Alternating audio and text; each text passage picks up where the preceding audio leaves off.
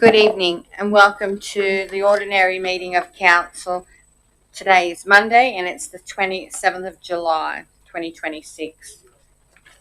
I'll start with an acknowledgement of country. Lithgow City Council acknowledges the Wiradjuri elders past and present of the Wiradjuri Nation, the original custodians of the land on which the Lithgow communities reside.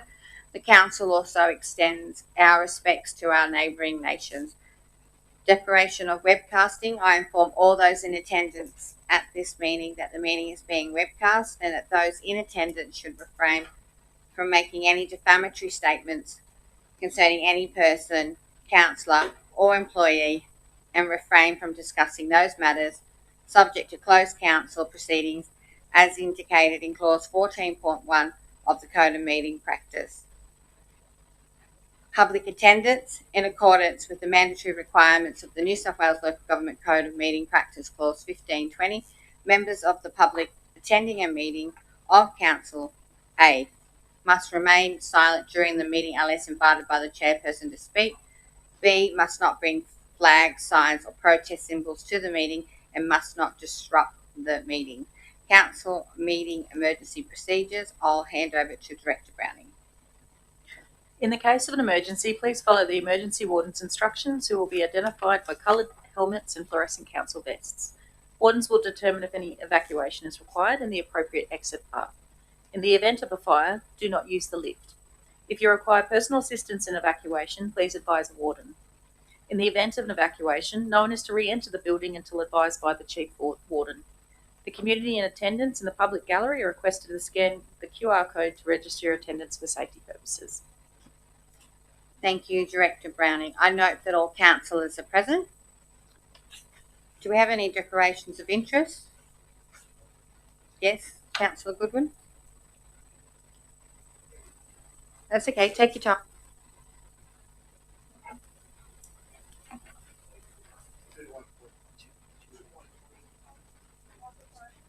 We can't hear you, sorry, Councillor. Sorry, the Workmen's Club 2.3, it's pecuniary interest. I'll leave the chambers while it's being discussed. Thank you, Councillor Goodwin. Councillor Ring? I have a significant non-pecuniary interest in relation to item 5.6, but as it is a question we've noticed and there is no decision being voted on, I'll stay in the room. Thank you, Councillor Ring. Any further declarations of interest? No? Excellent. Okay, we move on to confirmation of minutes. I've got a set of minutes here from the meeting held on the 29th of June. I need a mover, please. Can someone please move these minutes? I'll move that way. Thank you, Councillor Goodwin. Can I have a seconder, please? I'll second them. Thank you, Councillor Statham. Is there any opposition to those? If there's no opposition, I'll consider them carried. We'll move on to the mayoral minute.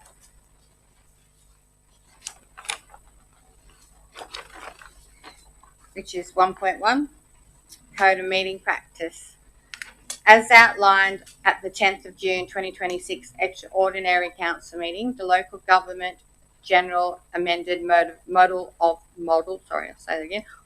Code of Meeting Practice Regulations 2025, Amendment Regulation 2025, which prescribed the 2025 Model Code of Meeting Practice for local government in New South Wales, was disallowed by the Legislative Council. As a result, Council rescinded the 2025 Code of Meeting Practice in effect at the time and placed a version of the Code of Meeting Practice on for public expedition attached to this report. There were no submissions made during the public expedition and following advertising period. On June 25th of June 2026, the Office of Local Government issued a circular 2609 attached to this report outlining that new legislation, the Local Government General Amendment Meeting Regulation 2026, which had been passed. The amendment requires Council to determine at the first meeting following each ordinary election and after the adoption of a new meeting code to authorise the person presiding at the meetings under Section 10(2) of the Local Government Act to exercise the power of expulsion for acts of disorder by councillors or disorderly conduct by members of the public. The attached code of meeting practice covers this requirement in section 15. The recommendation is that Council 1 adopt the draft 2026 code of meeting practice, which has been attached, and 2 authorise the person presiding at the meeting under section 10.2 of the Local Government Act to exercise the power of expulsion for an act of disorder by councillors or disorderly conduct by the members of the public. I'll put that to you. Or any debate on this matter? Councillor Marnie? Thank you, ma'am. I just note that again the code of meeting practice has come back with 2 sort of fundamental elements, or 3. Just the recording of meetings, make sure that, as Mr. Anderson spoke to about transparency for the community, it also spoke about behavioural issues. And I think that's important, and it's important for our community to have their trust in us as councillors that we will always bring a professional behaviour to the meetings. And also I think it challenges us as a group to look at the meetings that aren't seen by the community and extend that professionalism levels into those meetings as well. So I think the amendment is really looking at challenging us as a sector to improve how we do the business of council, how we interact with each other, whether we're in the camera view or not in the camera view. So I'm certainly very supportive of this, and also the transparency element. So it's up to us as a group how we want to take that forward. Thank you, Councillor Marnie. Any further commentary? Yes? I'd just like to add that we're held to a higher standard than either state or federal politicians. And I think we've had a good track record in this council in our meetings. I think they've generally been respectful, that meetings can get heated. And as long as we take a step back, we acknowledge that, apologise and move on, I think that's acceptable. But I'm quite happy with the changes that are in front of us. Thank you, Councillor Ring. Any further debate? No? I'll put that to you. All those in favour? All those against? Declare that carried. Thank you, councillors. We move on to administration reports 2.1, council resolution action register on page 5. Do I have any motions, councillors? Councillor Ring? I'll move that we adopt the recommendation from the administration as written in the paper. Thank you, Councillor Ring. Do I have a seconder, please? Councillor Marnie? Councillor Ring, you're happy to speak now? Thank you. No, I'd like to speak, please. I've gone through all of this and No, Councillor apologies. Statham, the rules of debate is very clear. The mover, then the second, then I'll I come to didn't you. realise Councillor Munt. Yeah, so Councillor Ring, if you'd like to speak to it, then Councillor Money, then I'll come to you, Councillor Statham. Look, this is a good document. It gives us a chance to go over resolutions that have been put up and to understand why they haven't been done. There's a couple of items I'd like to pursue, but I'm not going to pursue them within the chamber. They're just discussions I'll have with the relevant director when they have time and understand the constraints. I did bring this to council. This was something like this was similar to when I was first on council, and I think it's good that it helps us to hold the administration to account, but it also gives us an opportunity to try and understand what the constraints are. Just because we bring a resolution or change a resolution doesn't mean it's going to be enacted on straight away. There are plans in place, budgets in place, and priorities which you've all agreed on. And what we approve in the chamber needs to slot into that process. Thank you. Thank you, Councillor Ring. Councillor Money? I won't reiterate what Councillor Ring has said, but concur with that. I note I've got one in there that's got some complexity, but and it hasn't been finalised, but the staff have got back to me with some pathways. So there's work that goes on at times which doesn't bring it up to 100% complete, but again, I concur with Councillor Ring that we need to have these action registers as we do. We have it in the sports advisory, we have it in the infrastructure. It's a way of accountability and tracking, which I think have been systems improvements that at least we've got a visibility of where we stand in completing these. Thank you, Councillor Money. Councillor Statham? Yes, I realise that resolution actions are necessary, and I believe too that the staff do their best to keep this up to date. However, in the role of a general manager to implement without due delay lawful decisions of the council in accordance with S355, the Local Government Act 1993 has to be adhered to. The resolution action sheet is an ongoing document updated progressively by staff as it means that when it means that it's completed, they are removed. Is it possible, please, to have a copy of the unacted resolutions? A question for the General Manager. Would you like to respond to that? Thank you. Sorry, I'll just check that with you, of the ones that are completed or. Oh, well, I have not people completed. saying that, some time ago we came here and we moved a motion, most of the council, in terms of a couple of subjects, and how is it? So if we could get an update even once every 3 months to make sure that we can then tell the people that are paying rates, well, look, it's on the way, it's not finished, but it should be here soon. Is there specific actions that you're following up, Councillor Statham, with your constituency? Is there specific things that you would like to follow it up on? No, just the remainder of the items that have not been completed on time. Okay. Could I ask a question, please, for clarification, through your mayor to Councillor Statham? Yeah. There is an attachment. Pardon? There is an attachment, Councillor Yes, I Statham, realise that. which is all the outstanding resolutions. Right. It's in the hub where all our papers are. Thank you. Thank you, Councillor Ring. Councillor Goodwin? Yeah, thanks, Mayor Coleman. This report provides a pretty clear update on all outstanding council resolutions from October 2024 to June 10, 26. As at the 13th of July 26, there's 47 resolutions remaining to be finalised. The register is updated continuously as actions progress. Under the Act, the General Manager must implement these decisions without delay, and quarterly reporting of this is one of our oversight mechanisms to ensure that this is all happening. Some of the actions like land transfers, purchases and sales take 2 to 5 years due to legal issues, and it states that progress has already been affected by competing priorities, staff turnover and delays in filling vacancies. It just says to note the recommendation, so I'm happy with the recommendation. Thank you, Councillor Goodwin. Any further commentary? I'll hand back to Councillor Ring for your right of reply. Just put the motion, please. Thank you, Councillor Ring. I'll put that to you. All those in favour? All those against, declare that carried. We move on. Thank you, councillors. To 2.2, the investment report, June 2026, which is on page 7. Do I have any motions, councillors? Councillor Marty, you're moving what's in front of us, the Yes, ma'am. administration recommendation. And Councillor Goodwin, you're happy to second. Councillor Marty, you have the floor.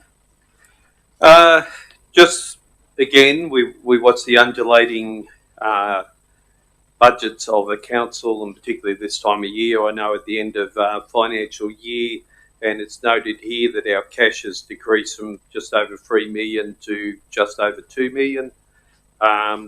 June is usually a cash negative month. We've so understand that there's a whole lot of supply payments, particularly for close of financial year projects. Also noting, and again, I again appreciate the staff's work on this, that we ensure that our high value supplier payments are clearly separated, clearly identified what fund they're coming from.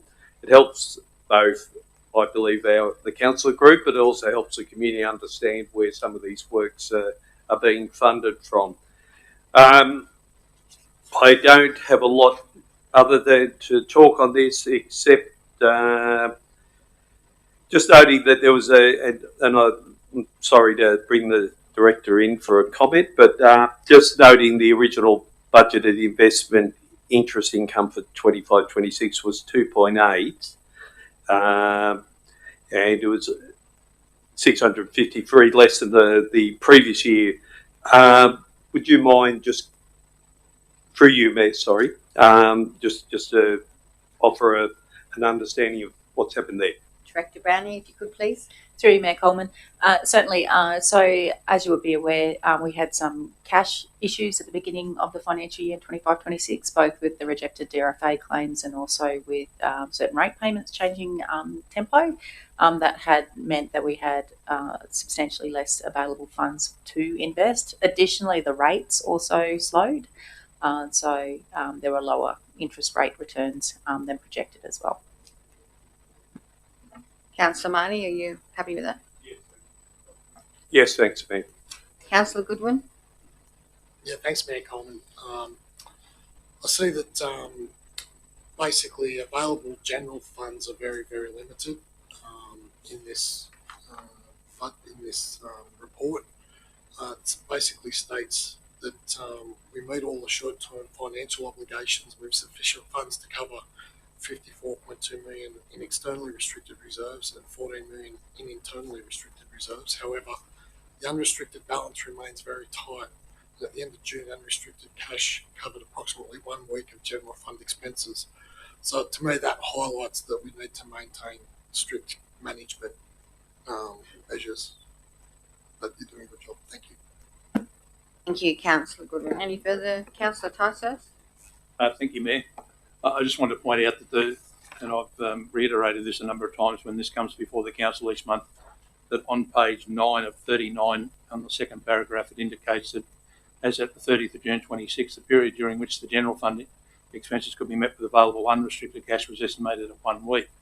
I think in the last couple of months it's gone from 5 to 3 to 1, so we're getting pretty neutral with that at the moment. Is there any update as to where we are on the 30th of June in regards to whether we had a surplus or a deficit? Is there anything? I think the finance manager was talking about we had to wait for some accounts to come in and that sort of stuff. She's nodding her head. What's the Well, we'll update? get Director Browning to comment. What is the expectation in regards to our end of financial year at the 30th of June? If you could please, Director Browning. Through you, Mayor Coleman. Certainly, they're not finalised as yet, so it's still a process where end-of-year adjustments are being processed. It's anticipated there'll be a balanced result, so there'd be no available unrestricted cash. Any further debate on this matter? Councillor Statham? Thank you, Councillor Mayor Coleman. Yes, I've been quite interested and concerned the DRFA funding that I was told about a couple of years ago to do certain roads. I'm very concerned as to why there's only been 650 Ks done on a massive lot of road repairs on the Sunny Corner Road, Portland. I do declare I live there. However, it's 15 kilometres to Meadow Flat, so I don't have to declare an interest. But the 650 Ks on the Portland Sunny Corner Road, now that 2.5 years ago was almost 3 million. Then it came down to 2.1 million with funding. How on earth they fixed the road, but now it's gone back for another lot of work? It is a disgrace. I don't know whether it's whose fault, whether it's the council's fault not to provide the money originally so that they could get the horrific craters filled in, or whether it wasn't done in the first place correctly. I believe have some answers to that too, through your mayor to the engineer. So who would like to answer that? The funding aspect, Director Browning, or the infrastructure aspect, Director Smith? Okay, I'll hand it over to Director Smith. Thanks for the question. I've been able to look into this and the works is under contract. The works is not complete. So it became too cold to do the second coat of chip seal, and that coat is planned to be done as soon as the weather warms up. We were told it was finished. But anyway, that's good information if it's not finished. They were out there again the other day and did some work. Sorry to interrupt. They're doing patch repairs to the damage that's occurring because the second chip seal coat couldn't be applied before the weather got too cold. Right, thank you. So that tells me that the works are ongoing. Is that correct? Thank you, Councillor Statham. Any further? Yep. Councillor Ring? I have had discussions with Director Browning, and I'll be raising it at the next Finance Committee meeting. The investment report needs additional information, but it's been morphed into cash flow, investment, and basically it's dog's breakfast. Whether or not we need two distinct reports, I believe we do. I believe we need a more detailed investment report and we need a cash flow.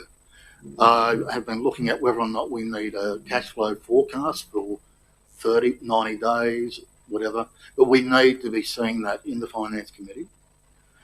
Even for 12 months, what is the cash flow? It should be there and we should have an understanding of how it's working.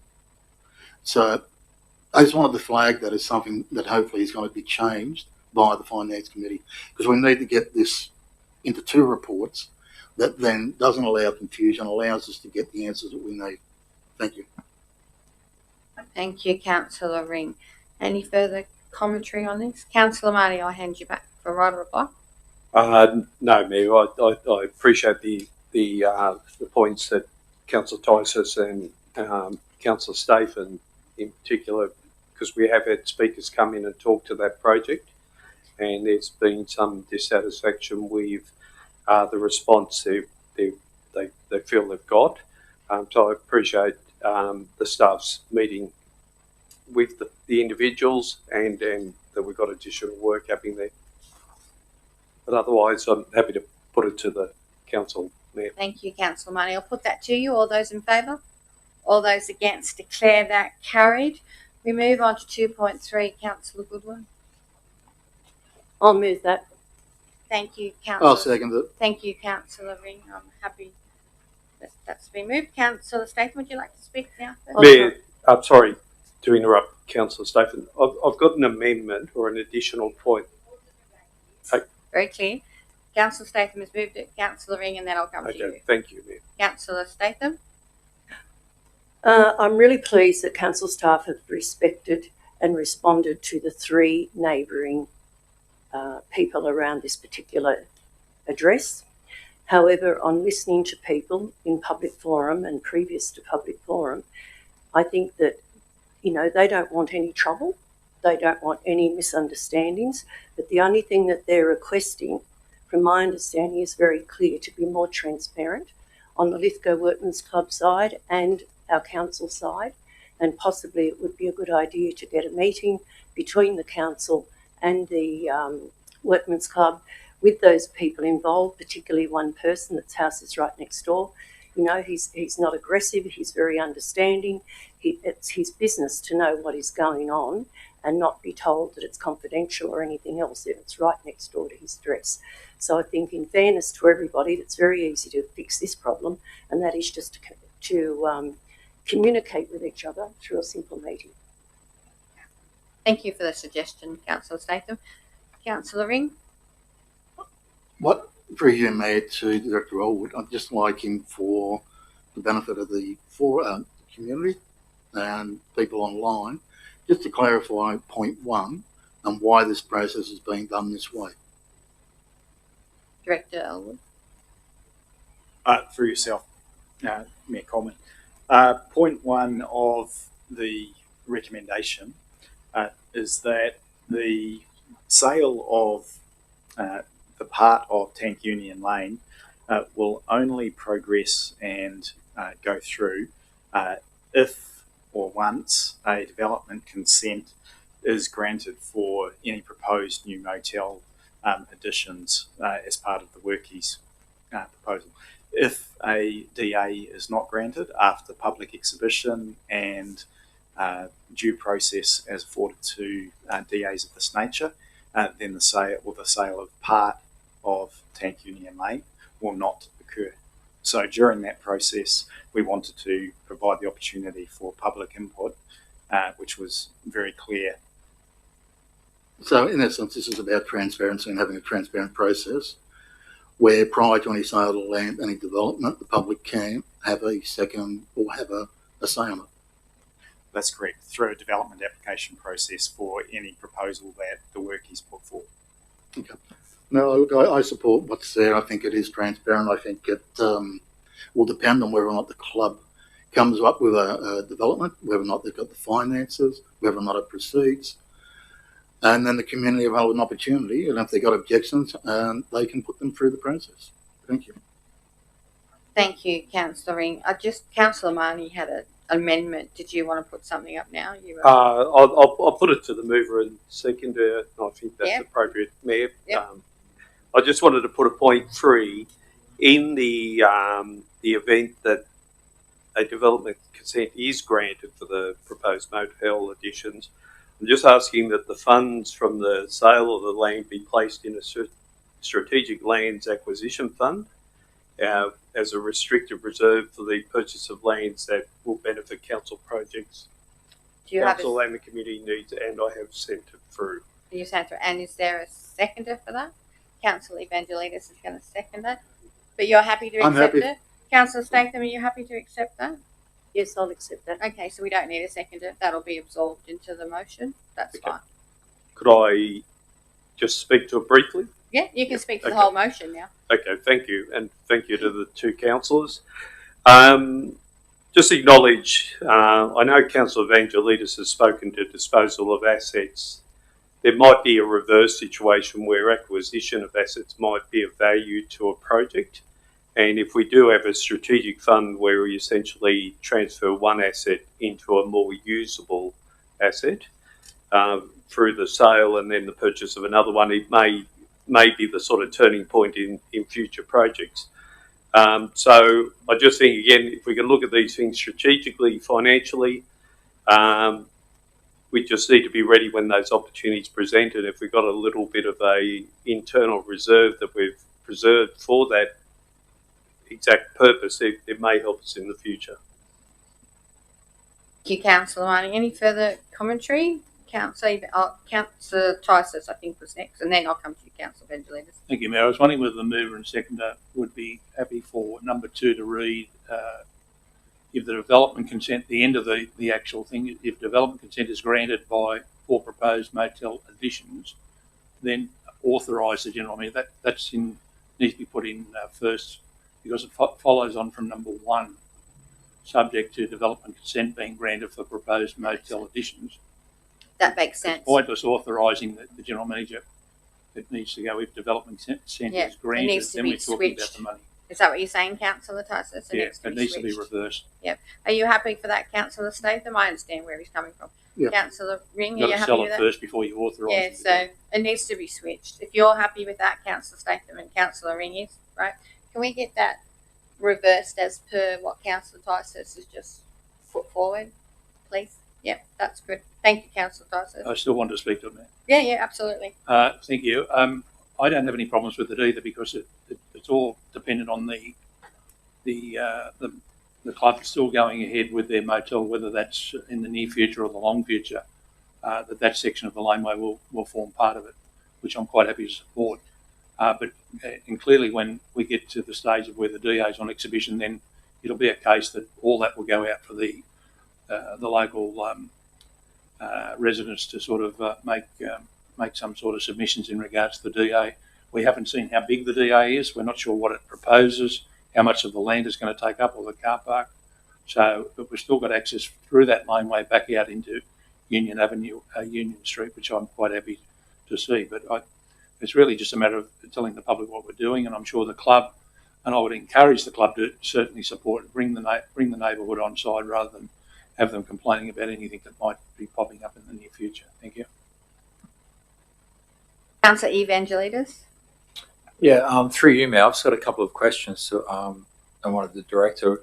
Were the residents surrounding the area given like a pre-DA letter, just sort of saying this is what we've been approached with, like just as a courtesy? Did they get anything? Director Elwood. Through yourself, Mayor Coleman, they did not get a pre-DA letter because we have worked through this as a land and road closure process. So there was some limited advice. I will have to take that on notice to confirm exactly what or if specific detail was provided to immediate direct residents. There was public advertising of the intent, so that was put out with the intention prior to it being brought to council at the previous number of meetings back before. We can't hear you. Is the road currently closed? No. No. Okay, so it's been open all this time. Okay, cool. Yeah, I think we should. The sooner we get it through, the sooner we can start discussing it and the public can start aware. So I definitely think we should vote it through tonight. Thank you, Councillor Evangelides. I just have a couple of comments in regards to this, and I'm supporting this. I think the meeting that you're suggesting, Councillor Statham, is probably when the DA is actually lodged an exhibit, and that stage is when the meeting could possibly occur in that process, because we haven't got to that process yet. I actually do understand that, but when you've got somebody purchasing land, doesn't matter whether it's a laneway or what it is, and the next door neighbour, now I'm only going on hearsay from some other people, they're just quite alarmed, I suppose that might be exaggerating, that in fact they would go along with council. They don't seem to have a great problem, but they don't know what they're going along to. I don't even know whether they've ever been told, not to my knowledge, that it's the talk of the town. There's going to be infrastructure there in terms of some accommodation, etc. But I think that what I have heard back from the public is, in future, I know how busy the staff are and they're wearing 2 or 3 hats, but I think in future they're not being unreasonable by wanting just not constant contact, but contact via the Workmen's Club and via the council. I think that way that what will happen is they're not going to be hard to negotiate with, I don't believe. I think they just want to be kept up with what's occurring. Absolutely, and I think at the DA stage, that is doable. Thank you. That's all I wanted to say. Councillor Statham, you moved the recommendation. Would you like to write a reply now? Oh, sorry, you've got a question, Councillor Tyson. I missed you. And I just clarified that we're going to approve the closure, but it is subject to the development consent, which will be coming in later on, some 12 months to 2 years' time or whatever. That's my understanding, but I'll get Director So Elwood it's only the approval of it. And so I just want to make it clear that we're only going to approve the closure subject to the DA. The way Councillor Evangelides was talking, we're going to close the road tomorrow, basically. This may not even be closed, depending on what the DA does. Yeah, I will just get clarification. Director Elwood, could you please clarify that? Through yourself, Mayor.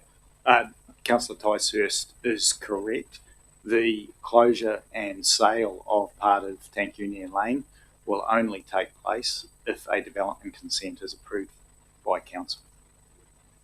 That was my understanding as well, Councillor Ticehurst. Councillor Statham, write a reply. The proposed direct sale of the club is consistent with council's land acquisition, purchase the disposable policy, because the land is small laneway parcel that is only of practical benefit to the adjoining landowner. That's why I think they need to be kept in the loop. A survey plan and independent market valuation has been obtained, and council has accepted the club's offer of $240,000, excluding GST, subject to council's final determination on the road closure transfer. So I think just a matter of communicating with those people will make a lot of difference. Thank you, Councillor Statham. I'll put the recommendation. All those in favour? All those against? Declare that carried. Can we please ask Councillor Goodwin to come back in?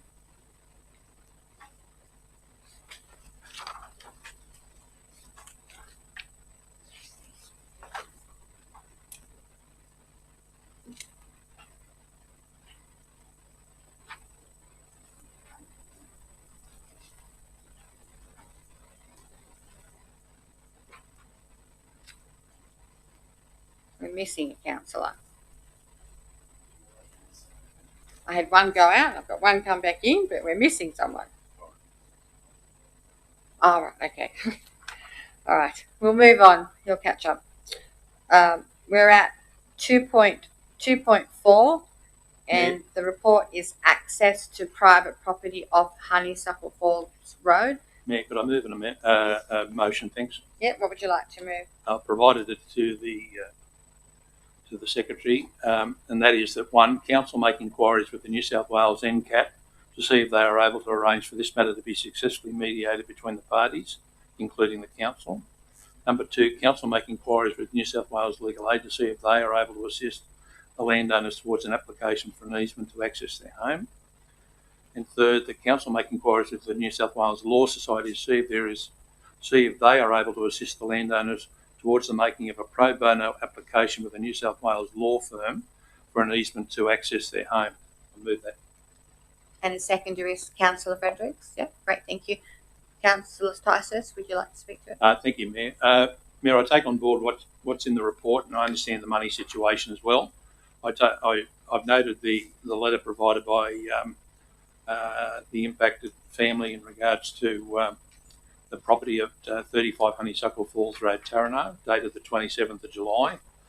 And I note that the landowners have indicated that both they've repeatedly, I'll quote this from the letter, I've repeatedly reiterated to the council and associated government bodies, both in written submissions and in meetings, that the owners of this tract has allowed me to access lot 35 by driving through their paddock. This is not a legal right of way, nor do I seek for it to be. The owners have allowed this as an act of kindness, and I understand that is continuing. And I appreciate the landowners for doing that for this family involved. The legal access was the Crown Road, which was closed without providing me with any notification or a right to object. The current legal access is now a council road to the south of the boundary. I insist that this be formed to provide me with legal and practical access. This basis has been denied to me for over a decade. It's now time for it to be reinstated. But without going into what council may or may not do in regards to funding it or doing the work or whatever, I think it's appropriate that it come out for mediation in respect of, rather than us do it as councillors, to knock it on the head or not provide any money tonight. I think it's appropriate that this council try and get the matter mediated outside of us and the parties involved to try and find out if there's some solution that might be able to do it. It might be the fact that there's a legal easement and they're using, and that then becomes what the owners have given this person access to their property. It might be that that's all that's needed. I understand lodging an easement is not too great of funds, but if it's done pro bono for this family or it's a minor amount of money, that may be up to the council as to whether they accept that. That may be just the fact that easement becomes the right of way, and it solves the whole problem for the council, the owners of the land, and the people trying to access their landlocked home. I'm a bit concerned that this has been on a current affair. It's been in the media. They've quite clearly got an argument or a situation where, through no fault of their own, they've been landlocked. And I think it's appropriate that we try and solve the situation to the satisfaction of all those involved, including the council, the landowner, and those that wish to access their own property. This is a problem by Crown Lands. It wasn't ours, but it needs to be solved. I think if you adopt the recommendation that's in the paper tonight, you don't solve the problem in any way, shape or form. We need a solution. We need it mutually mediated so that everybody gets the solution is found. Thank you. Thank you. Hang on, I've got Councillor Fredericks. Councillor Fredericks. Well, it's one of those situations, yes, they currently do have access through a neighbouring property, but if something happens to that neighbour or they move away, the next lot don't have to carry on with it. They can say, no, our property, too bad, so sad, try and find another way. And we don't want that type of thing to happen. I agree with Councillor Tysus' motion here to try and find a way outside of council, because sadly this is just another situation where state government has decided to dump something in our lap because they found it to be a tick in the too hard box. So unfortunately there's not much we can do, but if we can push something like this, we may be able to help them in a more reasonable way where it's not going to cost every single ratepayer. Thank you. I'll now come to Councillor Smith. I just want to have something clarified on this. I've been hearing so many stories this way and that way. Now, it says here now that this is now a council road. I thought it was Crown land. It was Crown lands. We made representation to the minister responsible for Crown Lands. Then Crown Lands had a burst of bubbles and they transferred the road to us. So is there actually a form road there? In the report, it states there is what's called a paper road, I believe, Director unformed road. I think it's called a paper road. Director Smith, can you just clarify that for me? No, I can't, but I think Director Elwood can. Oh, Director Elwood, can you step in to this? This is honeysuckle.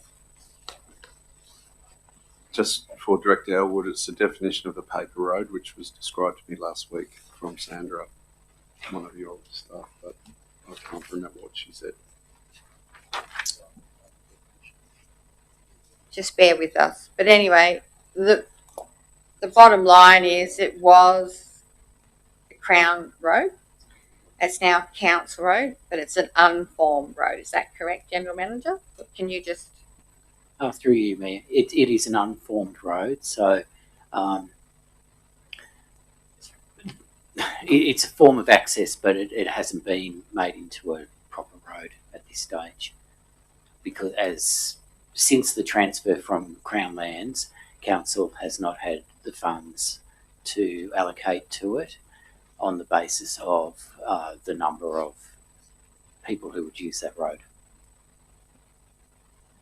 It's an unformed road, Councillor Smith. Councillor Marnie? Just given that we've got a new set of potential recommendations, just got a question because it's just triggered something in my head. The easement that's going across the adjoining neighbour's land, would there be a possibility in some of this mediation process to discuss the transfer of the unformed road to the party who the residents are traversing across as an offset for them providing a easement for a vehicle access for them? It comes out of that other motion we talked about, where there's times when we should use our assets strategically to see if we can resolve issues, because we ain't got $250,000 to build the road across a somewhat difficult terrain. It may in fact offer up an offset. There may need to be a small payment for the public road, and in turn that person legally negotiates a easement across their property so they get a like for like at a reasonable cost. Who pays for that? I'm not quite sure, but it may give a strategic option there to negotiate in that mitigation. Is there a question there, Councillor Marnie? It was a very poorly constructed question and very long one, but I'm not quite sure how I can direct the question is, to. can we investigate land transfer to assist with the proposition that Councillor Tysus is bringing forward? So whether there's some strategic offset, which because I would anticipate that the road reserve has very low value. If it's a road, it's got a very high asset value, but as an unformed road and a strip parcel, it would have a relatively low value, I would suggest. General Manager, do you want to have a crack? Through you, Mayor. We could certainly take that up. However, just to note a comment that was added to this report, that the owners of the property that's used for access at the moment, the informal access, have informed council that they don't want to discuss the matter any further. They really just... We could certainly approach it, but that's what their indication is at this stage, that they don't want. Okay. Sorry, I won't get into a debate with you, but I think just given the proposition that Councillor Tysus has brought forward, it opens up a different conversation, that there may be a mutual benefit to both parties, and perhaps also we've been lumbered with, we'll sign over these Crown paper roads to you, you sort out the problems we can't sort out, and we may be able to use the assets to assist both parties. I don't know. Can I just make some comments? Councillor Tysus's motion states that council make inquiries. So that tells me that we send a letter to NCAC, we send a letter to Legal Aid, we send a letter to New South Wales Law Society. I don't see any problem with that. We're just making inquiries, and stepping outside of the council is something that we do all the time. And if this is a way forward for both the council and the residents, I think this should be supported. At the end of the day, we don't have the funds. $250,000 it will cost to fix this road. And that means that Coolwell Road upgrade, Baynets Road upgrade won't occur. That's a reality of the situation. And yes, they've been in this situation, the owners, for a decade, which is absolutely horrendous for these poor people. I am going to support this because it's about making inquiries. I'm going to hand over to Councillor Evangelides. Who are the parties? The only two vested parties is us and them. It's not the neighbours. They've got no responsibility. You can't take them to NCAT. They've got their own property. So really, it's just between. If we go to NCAT, it's going to be between Lithgow Council and DP35. So there's absolutely no point in doing that. We're the only people involved now. It's not the state government, unless you try to retro sue someone, which is not going to happen. So it's only us and them. So we need to make a decision so they can move on. But yeah, so I won't support the amendment because it's us. I understand your point. Councillor Ring. I was going to ask the same question that Councillor Evangelides asked. And I'd like to put to Councillor Ticehurst through you, Mayor, that potentially we could modify it to try and get the government or Crown Lands to the table. They dumped this on us, so why not get them to the table? We can't force the neighbours to do anything. There are other neighbours who have provided access. It's not just one property. Are you happy to modify that to try and get them there? If through you, Mayor, to Councillor Ticehurst? Councillor Ticehurst. Thank you, Mayor. I did put in there the mediator between the parties. The parties are the council. It can be the Crown Lands. It can be I've got the letter here tonight that tells me that they're using lawful access. I'm expecting that neighbour to be part of the process. So there's there'd be 4 or 5 sort of parties. It's every party. It's not just the 2 people involved. So it's all those involved in it. It could even be a legal aid representative. It could be a law society representative representing the owners. The whole idea is we want that there. I'm really pleased that Councillor Marnie picked up on the fact that that land is a legacy to us from Crown Lands. I don't want it. I don't want to spend a cent on it either. But if they're getting lawful access over the property now, then I think an easement would suffice. We have many, many properties right across the local government area, right across New South Wales, where there are legal easements, and people are able to get easements to do something about it. Thank you, Councillor Tyson. I think you've answered the question. I would, but I'd still like to see in there, after parties, inclusive of Crown Lands. You happy to put that in? Yep. So Councillor Okay. Tyson has said yes. Look, I am happy with And it. Councillor Frederick's happy with that as the seconder. Yeah. So, Look, I'm happy with what's been put forward. It still may not end up in a road being built. It may or may not end up in legal access, but it is a path that hasn't been explored to date. And it's worth going down that path and having a look at. I see no loss to council. I will say, however, in relation to what Councillor Marnie was saying, we're originally told that the road could not be given to the family, the unformed road, because there were free properties off it. You could only transfer or sell the road to an individual property if they were the only property impacted. There may be a portion of the road that can be transferred, and that's possibly a fourth point or an additional point that council investigate potential land swaps. Are you happy to include that? Councillor Tyson. No, I think that we're talking about that can come up at mediation. Council can bring that up. Crown Lands can bring that You up. can always bring that back as a motion. It's or a in- No, motion. that's fine. Look, I'm Within the happy. thing. I just wanted to flag the fact that you've got 3 owners, so the road isn't a whole piece. Look, I'm happy to support it as it stands. Any further commentary? All right, right of reply, Councillor Tyson. Thank you, Mayor. I congratulate the council on moving this forward. I think we're looking for a solution. And I'm pleased that, as I said, the Councillor Marnie brought up that other one, and Councillor Rings brought up the issue with Groundlands as well. I don't care who. There's got to be some way of solving this problem, and if the land can, if council can at the same, in this same process, resolve or look at the sale of the Crown land down the road down further, I'm quite happy to support that as well, because it's no use to us at all. We're just getting something that we didn't need. It could have gone to one of the adjoining owners, and they could have made that choice if Crown Lands had done a better job of solving the problem instead of giving it to us. Thank you. Thank you, Councillor Tysos. That's the right reply. I'll put that to you. All those in favour? All those against? Declare that carried.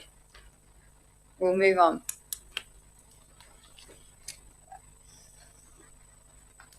We've got 3.1, which is the Infrastructure Committee meeting minutes. Councillor Ring, you'd like to move that as the chair? I'd like to move that, thank you. Can I have a seconder, please? Councillor Marnie. Thank you. Councillor Ring. Yep, the only item I'd like to talk to, I'll be succinct, is waste management. Waste management is complex and set within a never-changing legislative and policy framework that council has little control over. The most recent impact of this dynamic was how the operation of the Portland Waste Facility has been managed. We either had a choice of closing the facility or changing it to a manned facility. Now that was resulted in less days it was open, but I'd rather have a tip open 4 days than totally closed. At this meeting, there was broad discussion about the ongoing management of rural waste and how it's funded. And the committee has requested additional report with more options for consideration before it's brought back to council. That's basically all I wanted to bring to the community's attention. Thank you, Councillor Ring. Councillor Marnie? I just want to briefly talk to the point I've raised in the meeting. Just the level of detail that staff have been bringing back in reports are really quite valuable into these, particularly the infrastructure and the Finance Committee. Just want to acknowledge from my point of view that we've got staff staying back late presenting things. They're challenging our thinking, which I think is really important, and putting forward ideas to make us rethink how we can solve problems. So I just wanted to particularly acknowledge Director Trapp and Director Smith for your staff's time in a public forum, because these are the meetings the community don't see. This is the workload the community don't see, and there's some very good things happening in these committees. So that's all. Thank you, Councillor Marnie. Any further commentary on this item? Councillor Statham? I'm delighted to see that the Infrastructure Committee note that the single-lidded skip bin will be utilised at Glen Davis compound for use by residents, campers, cleaners and the day tippers, with removal of the skip bin from the temporary transfer station adjacent to the closed landfill. That's been about 7 years in the making, but I'm very delighted to hear that it's occurring. Thank you, Councillor Statham. Any further commentary? Councillor Ring, would you like to write a reply? No, put the motion. Okay. Put that to you. All those in favour? All those against? Declare that carried. Thank you, councillors. We move on to 4.1, which is Notice of Rescission, Regional Precinct and Partnership Program Grant Approval, which was put in by myself, Cassandra Coleman, Councillor Eric Marnie, Councillor Ray Smith. I'll move the rescission, and Councillor Marnie, would you like to second that? Yeah. And then Councillor Ring, you're happy to third that? Councillor Smith, You asked me to defer it. Sorry, Councillor Smith. You're happy to move? All right. I'll move what's in front of us, which I'll read out, which is that the council accept the successful grant application under the Australian Government Regional Precincts and Partnership Program. Stream 1, Precinct Development and Planning. 2, approve the creation of the project income and expenditure budget for the Lithgow Net Zero Transition Precinct project, comprising of $1.5 million in Australian government grant funding and council's cash co-contribution of $360,000 from the Lithgow Emergency Economy Plan budget. Note that the project also includes in-kind and partner contributions identified in the grant application, and that these will be managed and reported in accordance with the final funding deed and project plan. 4, authorise the general manager to finalise and execute administer the funding deed and any associated documentation required to give effect to the successful grant application. 5, note that the public communications regarding the grant approval be held until after Council's resolution on the matter, and explore opportunities for external contributions from interested parties towards the cost of the Council's cash co-contribution. So I'm moving that. Councillor Marnie has seconded that, and Councillor Smith has also supported that. I'll just speak to it before I hand over to Councillor Marnie. In the Mercury on the 30th of June 2026, there was a story about Zana Cambridge. And what I found interesting was that the publication made reference to the fact that Lithgow continues to navigate one of the most significant economic transitions in its history through the Lithgow Emerging Economy Project. Regional Precincts and Partnership Program will undertake and enable planning works needed. This is the building blocks and what we need. This is about Lithgow getting ready for the future it needs, providing more opportunities for young ones, apprenticeships, traineeships. Councils across this country are more than rates, roads and rubbish. This is about people, this is about our places, and this is about partnership. This is an opportunity to partner with federal government. This is about our community. This is about unlocking potential. This is about the industrial land that we have here in Greater Lithgow, so that our young people have employment well into the future. This is about planning for our future. This is about providing traineeships and apprenticeships. This is the building blocks we need to succeed in support with Tallis and with Board. I urge the councillors to support this for the future of Lithgow. Councillor Marnie? Thank you, Mayor. I won't talk to the councillors about the background. That's fairly clear. We do have a federal government grant in front of us, as do many regional areas. And I know what Kempshire and the Uni of New South Wales, Newcastle, are looking at as far as their looking to industry as developing precincts for that. We've had numerous conversations. They extend into the community about forward-facing industry, advanced manufacturing, high-value employment. I really appreciated having the representative from Borg come and speak to us tonight, and the density of employment that they generate, and also the fact that they're anchored in the regions. So they're very much a big regional employer. Similarly, listen to what was happening for Tallis, but the key to all this and what's the federal government has said, that you need to establish and represent partnership approaches, which include government, business, and equally important, the community. And I thank the representative from the Small Arms Factory Museum for speaking tonight. This is a huge goodwill project that we're hoping that all of order, Mayor. Your point of order? Sorry. I've just realised that this is the document tonight, is it not? And these No, letters? it's in your. It's in your. Yeah. I'm going to declare a non-significant pecuniary interest Oh, tell us. Yeah. under Tallis, because there is an amount of money here. I didn't realise there was an amount of money Oh, okay. Yeah. specified, so I'm going to. All right. So you're going to leave the room? Yeah. Okay. Can we just hold on? Yeah, sure. Thank you, Councillor Tysus. No, and we didn't bring it to your attention soon enough. Yeah. But that's all right. We'll just wait for Councillor Tysus. It's very good of him to bring that to our attention.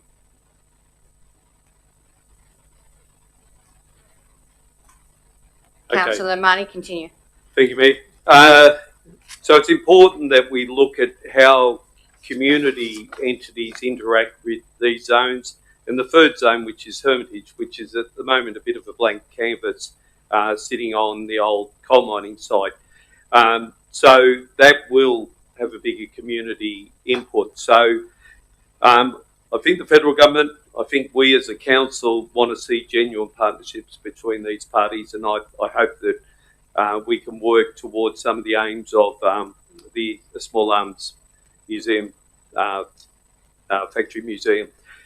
Also note, and look, these are coming on our desks today, and I appreciate the background information, but the commitments from the individual organisations like TELUS and others who are committing staff time, it is important that they're not spectators to this project. They don't sit there and then say, hello, when it's all over, can you tell us what you found? They've got to be active in the process. So it's pleasing to see those.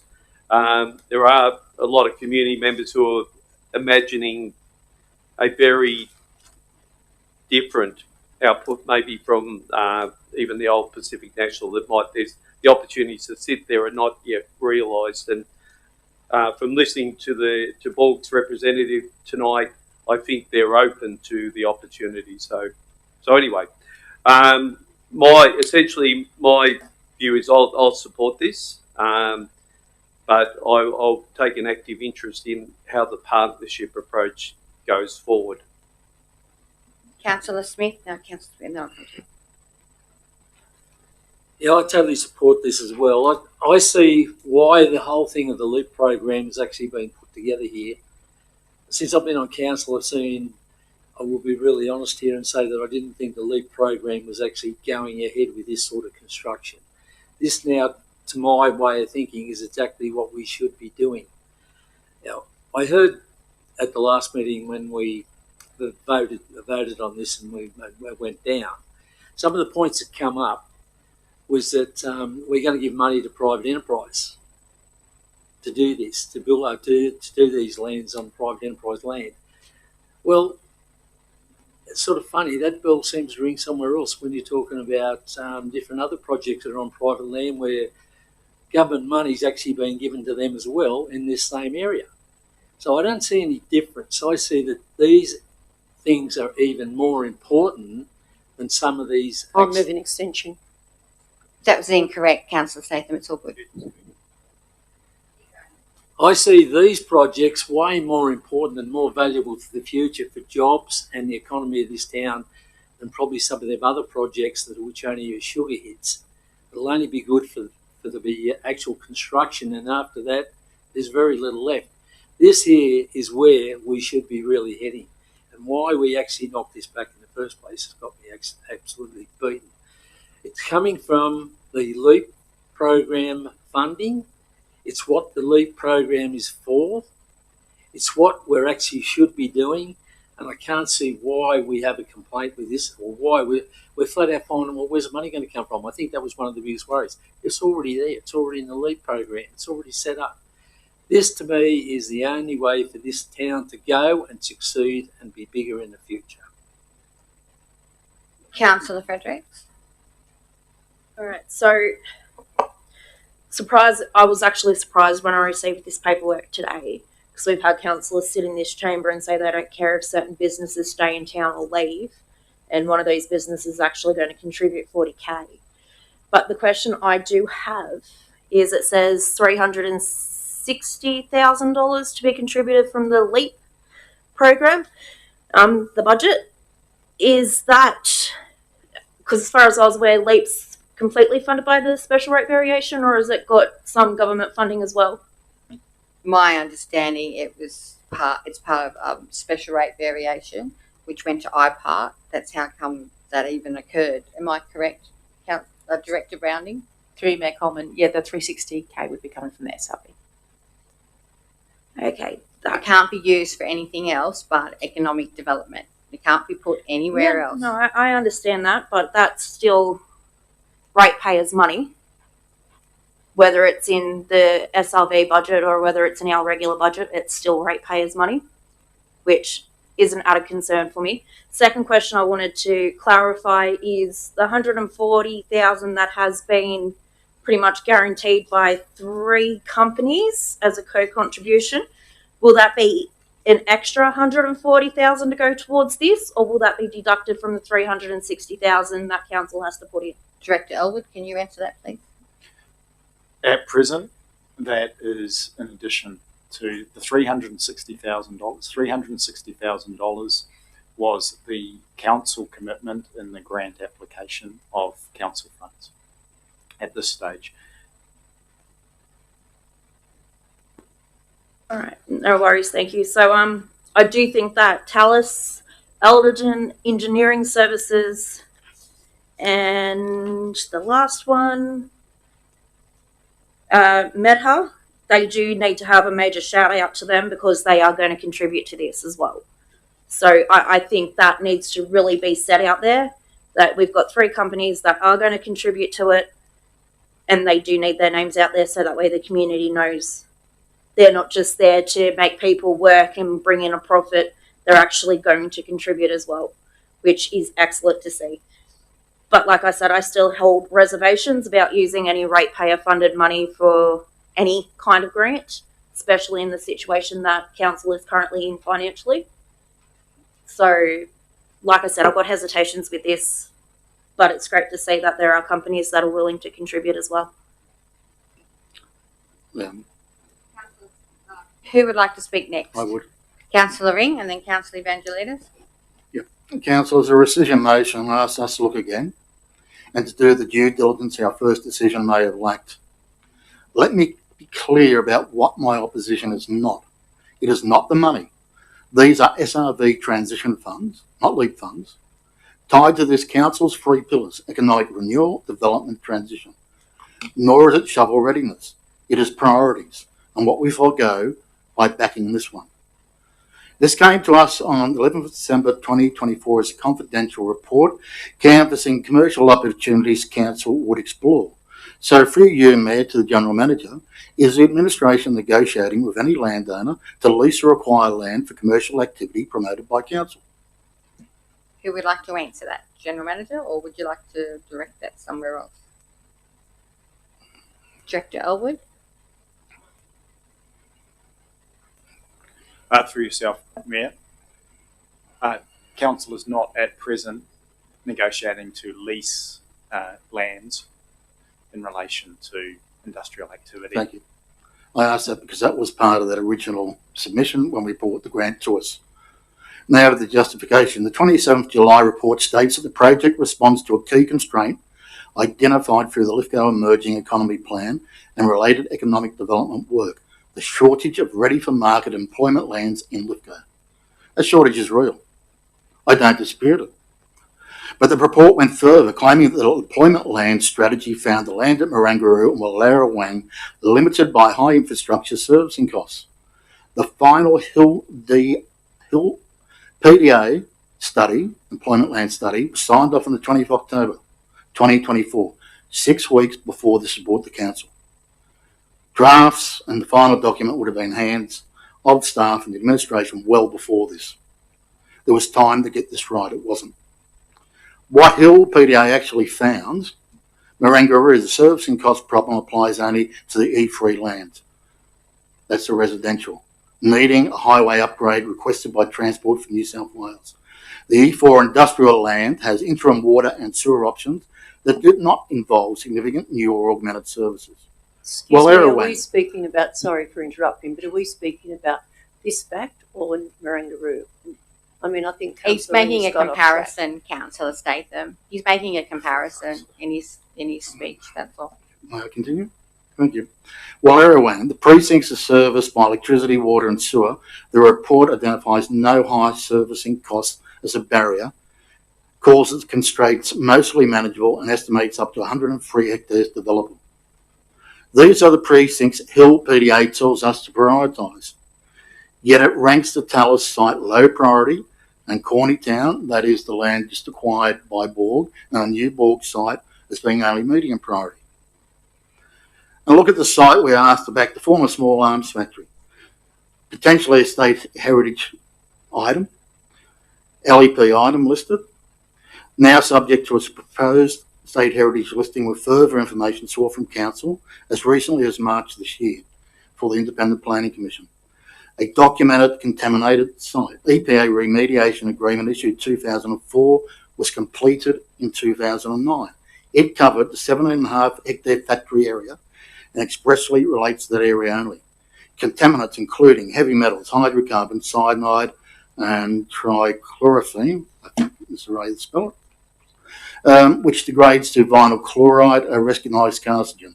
The works were staged with residual groundwater contamination flagged possible.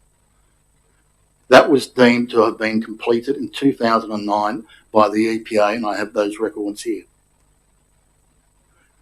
But it's still being made safe today. Asbestos removal and demolition ran into 2024, costing $3.76 million. So I ask plainly, why lodge your grant application against the advice of the very study Council commissioned? Why elevate a low priority heritage listed contamination legacy site above the lands that can reach market sooner? The market was already doing that work. The former Pacific National site is sold. Reportedly, when it was on the market, the asking price was around $35 million. I have no idea what it sold for. And I can provide a reference for that, along with the adjacent land, which is obviously bought by the board consortium. Buyers committing at that level have done their own due diligence on these very constraints without $360,000 of ratepayers' money. Will Council commit comparable funding to unlock Marangaroo and Wallerawang? The lands Hill PDA say can reach market sooner. And I've been an opponent of Marangaroo, not so much the industrial land, but the whole concept, because of the need for the massive overbridge that was required by the Department or the Transport of New South Wales. Ongoing discussions about remediating that or whether or not we need it. I've seen nothing in writing to confirm it. Please wind up, Councillor Ring. I'm finished. Thank you, Councillor Ring. Councillor Evangelides, and then Councillor Goodwin. I think you were next. Can I ask for you, Mayor, with the $1.5 million, is that equally being allocated to each of the projects that have been noted, or is it up to discretion of management to direct more in one area and less in another area? That's a good question. Director Elwood. Thank you. Through yourself, Mayor. The structure of the cost allocation for the three sites will now be, if the resolution passes, will be revisited because we're talking 18 months has passed since the initial assessments took place. Some of the sites would, by the nature of the sites, potentially require more allocation of funds, but the priority of sites and the work that will be undertaken on them will be informed by some of the initial studies and surveys that would take place. The intent will be, if the resolution is passed, that a procurement process will take place for the majority of the works that are required to inform these studies. So I am not specifically allocating a percentage breakdown for each site at this stage. That's great. It's exactly what I wanted to hear. I actually agree with Councillor Ring on a lot of the points he said. I voted against this last time because I was under the impression that the rail site was sold and that was it. I had no idea that there were talks continued and work had already, a lot was happening that the councillors didn't know about. And I would have appreciated the speaking from the public forum, disinformation at the last meeting. My answer was, for me, in my head, it was kind of outweighed.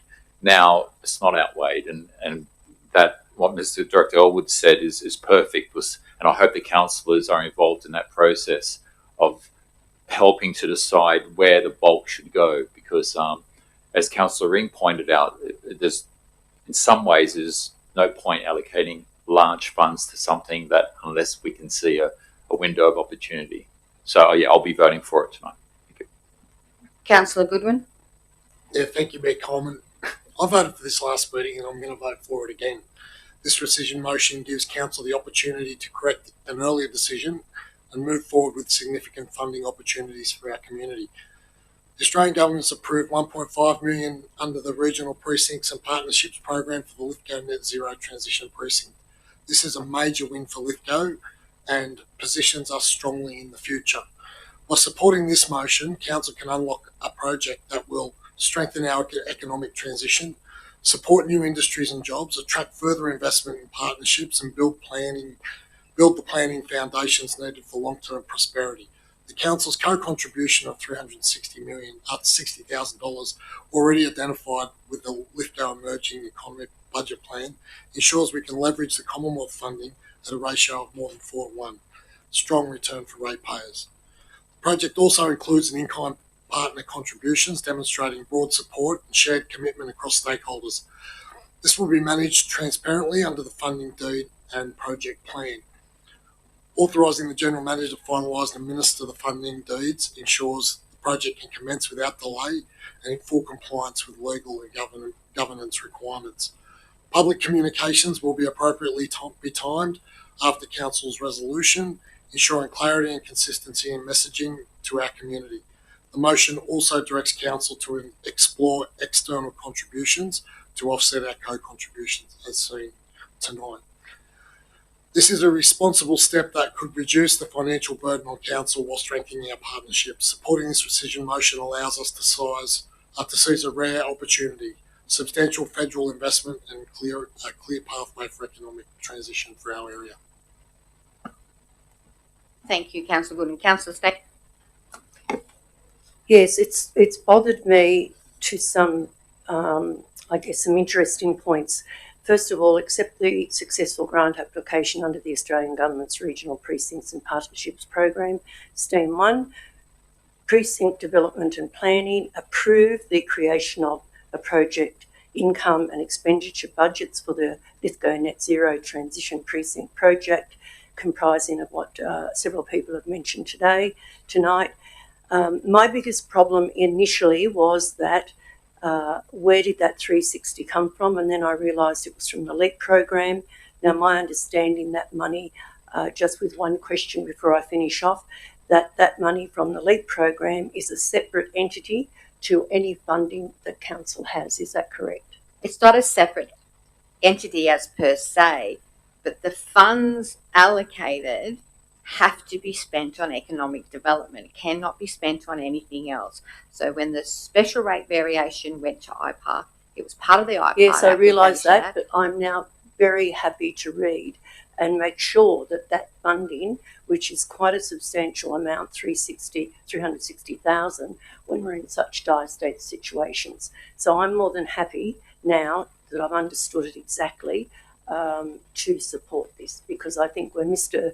Borg's representative spoke this evening with great passion, pride and respect and dignity, and also then for the Tallis gentleman to come up and speak. So we've got to trust that they're watching tonight and hoping that we all know we want them to definitely support it into the future. There's no point in just putting their paper down now. We want them to work towards a brighter future for Lithgow. Absolutely, Councillor Statham. Yes, a question? It does specify here project income and expenditure budgets for the Lithgow Net Zero Transition Precinct project. What happens in March if we get a government in that's going to wipe out all renewables? Referring to the state government? Yeah. This is a federal funded application. I understand it's federally funded, but if we get a state government in that goes, guess what, your wind turbines, your solar panels, your batteries aren't going to be working, the hydro is going to be stopped. What happens if all of those things get taken away from this LGA? I think the General Manager would answer that. I think it's best. Through you, Mayor. That scenario we obviously can't answer as a hypothetical. However, I think it's important to note that it is a federal grant and we would have a signed funding deed, a legally enforceable funding deed for both parties. Well, my next question would be, how would that be enforceable if a state government removes all of those possibilities from being in the LGA? It would be signed by the federal government, which oversteps the state government anyway. I mean, we have 3 levels of governments: council, Frederick, local, state and federal. If it's a federal funding deed, well then the federal government will have to step in. So the federal government could step in and go to the state government, too bad, so sad, the turbines, the solar panels, the hydro, it's all going in. I think my understanding was when the funding deed is signed, then the funding deed is signed. But I'll get Director Elwood to step in. Director, did you want to step in? Through yourself, Mayor.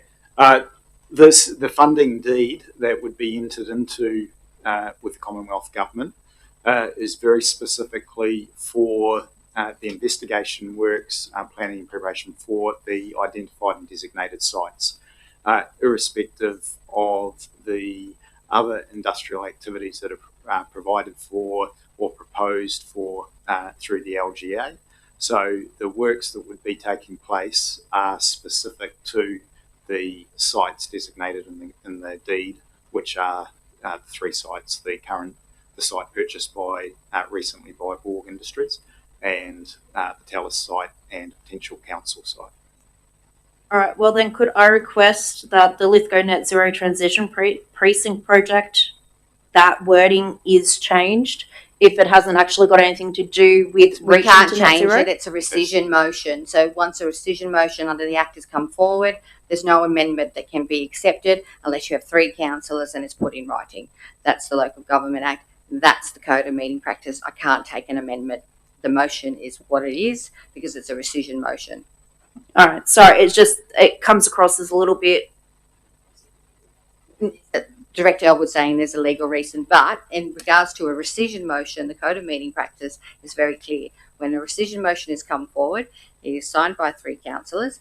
If an amendment comes forward, it needs to be put forward by 3 councillors and it needs to be put in writing. So the motion in front of you cannot be changed according to the Code of Meeting Practice and the Act, but there's also a legal aspect to this as well. All right. No worries.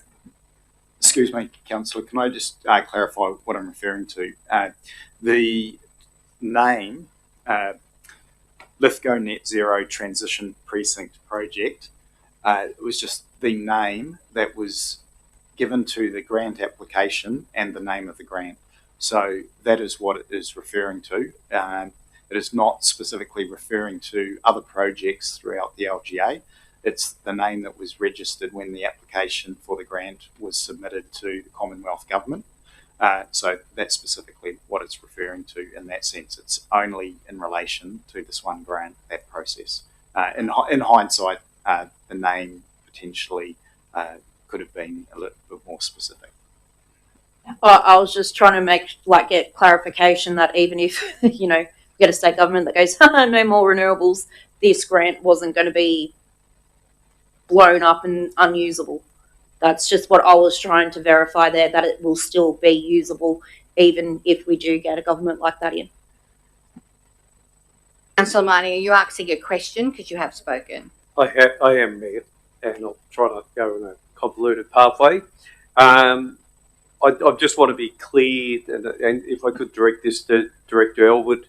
The third site is a recreational site which may end up delivering an indoor gym and possibly new basketball courts or other multi-use indoor. So that's a hermitage. That's in the mix as well. So because we've centred our debate around the 2 industry sites, but there is a recreational hub that's sitting in the proposal, which is our land as well. Through yourself, Mayor, that is correct. The 3 sites that were identified, one of those sites is included, and as you say, it's the Hermitage site adjacent to Colebrook Street. And the history of that site is such that it's similar to the other 2 sites. It was used for disposal of other materials, given its proximity to interest in one of the local mines. So it has been identified, and options for potential use of the site do include considerations for facilities that may assist with recreation or tourism. Thank you. If there's no further debate, I will do a right of reply. This is about our future. This is about building the building blocks for our future. This project will provide us the scope to include heritage and cultural assessments, contamination environmental studies, planning and accessibility reviews, infrastructure need analysis, land economic assessments, and preparation of a consolidated feasibility report. I know they're not sexy little building blocks, but they're important building blocks because they will lead to future opportunities. I also want to point out that the application was supported by the Bathurst Local Aboriginal Land Council, Centennial Coal, Farsaid, Light Court, Lithgow High School, the New South Wales Department of Primary Industries and Regional Development Australia and Central West, Soville Civil, and the University of Notre Dame Rural Medical School. They've put faith in this grant. They've put faith in this council. As for economic benefits, it just outweighs the amount of contribution that we're contributing. This is about jobs. This is about the future of our town. This is about our young people. I plead with you, please vote for this if you believe in the industrial prosperity of Greater Lithgow. I'm going to put the motion to you. All those in favour? All those against? I declare it carried. Call a division. Thank you. A division has been called. Please raise your hand in support. Councillor Statham, Councillor Goodwin, Councillor Evangelides, Councillor Smith, Councillor Marnie, Councillor Coleman. All those against? Councillor Ring, Councillor Fredericks. Thank you. The matter has been carried. Procedural motion. We've been here for 2 hours. I call a 5-minute break. Yes, Consistent. are you moving that way? Yep. All right. Seconded by Councillor Fredericks. If there's no opposition, that's carried. Please, 5 minutes, have a break.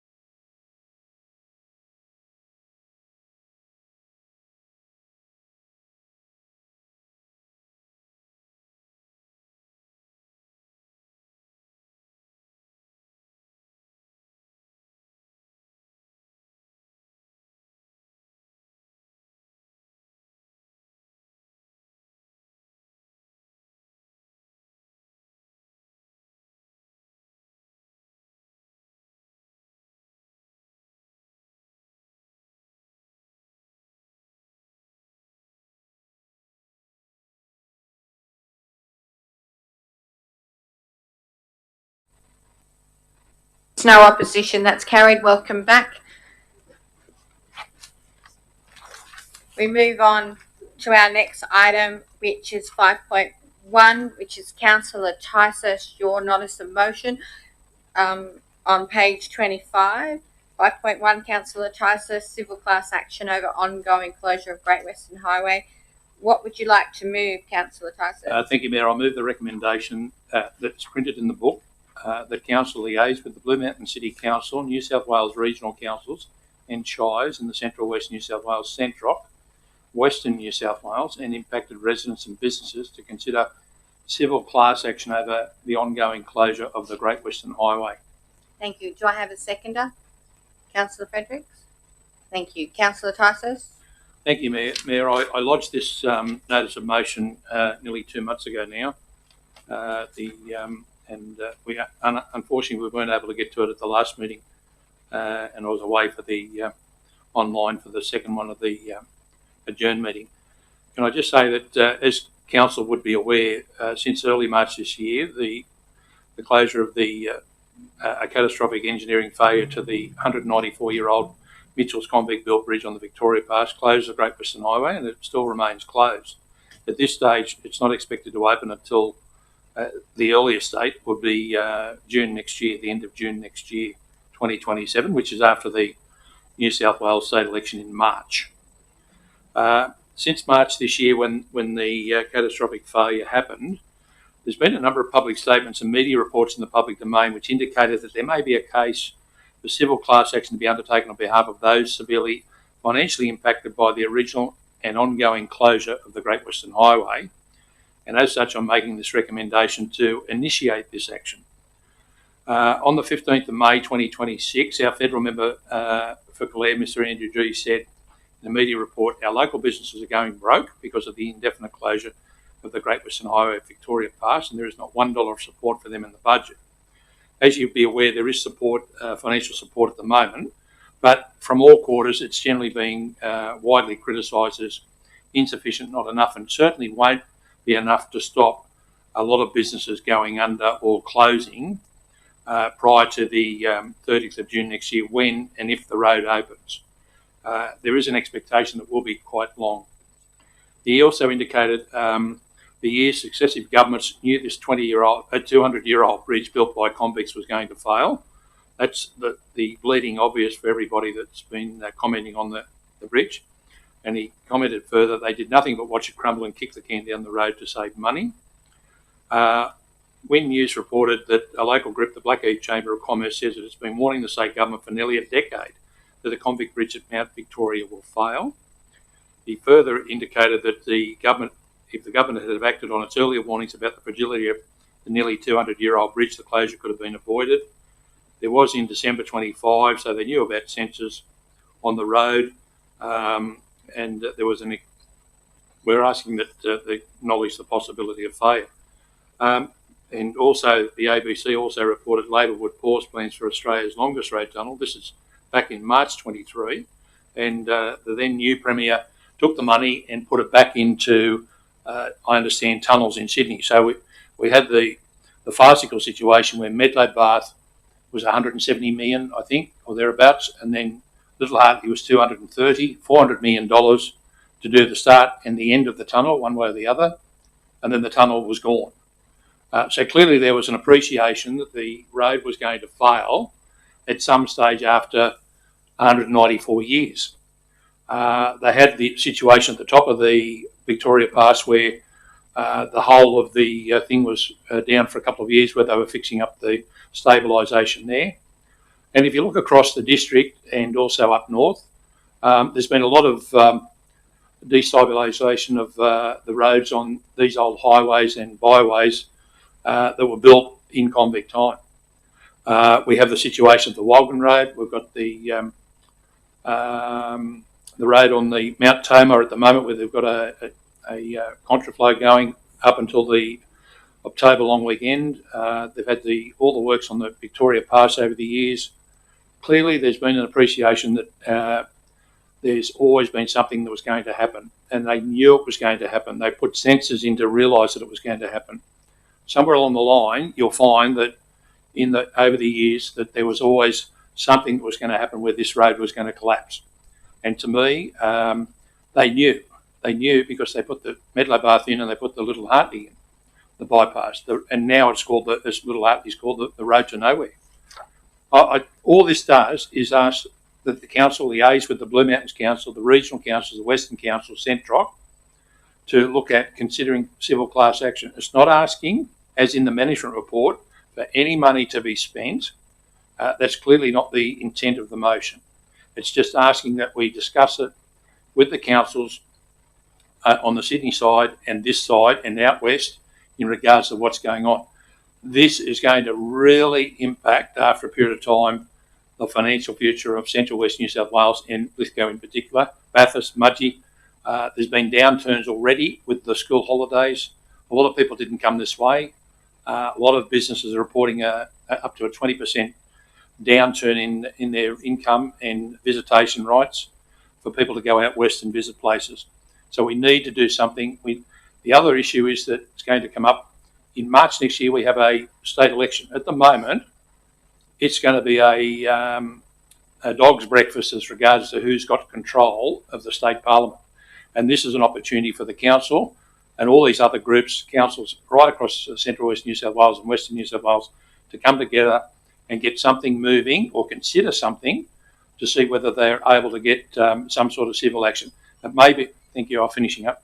It may be that there's a firm of solicitors that comes in and helps out, but there's no money involved at this stage other than we're talking about it through the councils and the Centroc and possibly the West Rock, which is a Western group of councils. Thank you.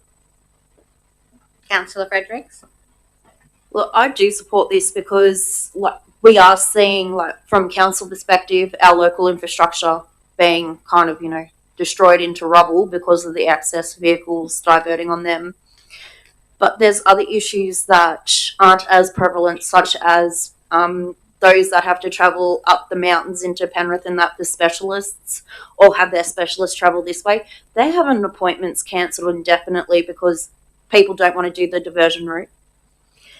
I'm meant to take my daughter to Richmond to see her paediatrician, but I'm organising for that to be done via Skype now. But I also have to go make an extra appointment with my local GP, so that way he can do her weight and her height and all that type of stuff, so that can be all forwarded onto her paediatrician, which is a step we used to be able to skip. And we've had residents come out and say that they're now seeing fissures in their home structures because of the excess traffic going through. We've got businesses in Main Street saying they're not even getting their regular local customers in anymore because they don't want to risk getting on that diversion route and being stuck. So it is affecting everyone in the LGA to some extent. And I think everything needs to be looked at. If we can go back a decade when these concerns were first being raised, and if something had been done then, this wouldn't be happening. We wouldn't have people missing out on medical care that they need to be able to live, to be able to breathe the following day. We wouldn't have homes and that are starting to see fissures in their foundations. We wouldn't have shops closing left, right and centre. I mean, hell, even the Donnybrook doesn't look like it's going to stay open for much longer now either, because you wouldn't think they would be affected, but they're affected as well. And it's just, and then you get from Dubbo Zoo saying that they were down 20% during the school holidays. The frickin' zoo. Down 20%. It's not just affecting us, it is affecting out further west. And honestly, I think it's about time local councils do start holding the state government accountable for their negligence when it comes to regional and rural New South Wales. We're always put on the back burner, we're always a second thought. If they can throw money into the metropolitan areas for votes, they do. And we're the ones that cop the scraps or cop nothing. And this is the result of it. Our main lifeline to Sydney and the Central West has been officially cut off, and our people don't want to risk the Darling Causeway. I've driven that route twice, and both times, as you turn in to go down the Darling Causeway, there's almost been a massive head-on. It's not a stable route, it's not a safe route, and it is having massive repercussions, not just throughout our community, but as far as Dubbo and probably even further. Thank you, Councillor Fredericks. Councillor Ring? Nobody disputes the damage the highway closure has done or the anger in our community. But anger is not a legal strategy. The motion asks council to potentially walk into litigation it cannot win, cannot fund, and cannot afford to lose. Any claim would be against Transport for New South Wales and the state, and Parliament has built a wall of protection around roads authorities. Part 5 of the Civil Liability Act shields public authorities on resource decisions. Section 45 gives roads authorities a specific defence for failing to carry out road work, and the losses here are pure economic loss to private businesses, the hardest category of damage to recover in Australian law. The newspaper quotes in this motion read like a case they aren't. $10,000 estimated by at the administration is the deposit, not the price. Australia is a loser pays jurisdiction. A lead plaintiff who loses pays the government's bill in matters this size, millions. Before the trial, the state could demand security for costs again millions up front, or the case dies. And even the success stories should stop us. Law Council data shows lawyers and funders routinely take 40% or more of any settlement, sometimes nearly 70%. Set that against item 2.2 on tonight's agenda, our investment report, this council has $91,000 in unrestricted cash. 1 week of expenses. Every other dollar is legally restricted and cannot be touched for litigation. A council that can't fund 1 month of its own operation has no business being lead plaintiff in a class action against the Crown. That's not caution, that's arithmetic. And there is no precedent to hide behind. No New South Wales council has ever led a class action against the state over a road closure on behalf of other people's businesses. This motion asks Lithgow, 1 week's cash in the bank, to be the first in the state history to lead this. Test cases for litigants who can afford to lose, we can't. And I'll finish on, we depend on Transport for New South Wales and the Reconstruction Authority right now for the Brownsgap funding at item 6.1 for Walden Road for every disaster recovery dollar in this budget. Threatening the very agency funding our recovery isn't advocacy, it's self-harm. Our Director of Finance has told us plainly, this is not prudent. She is right. That's it. Councillor Evangelides? Undertaking something like this, you're going to have to go back a long way because all the previous governments all have a responsibility to that road. They were told a long time ago that it needed work. I think I've seen a lot of political grandstanding over this road. The fact is that we've got a timeline. Work can progress pretty much uninterrupted. There's no doubt it's affected businesses, but I think we need to start looking at the positives now.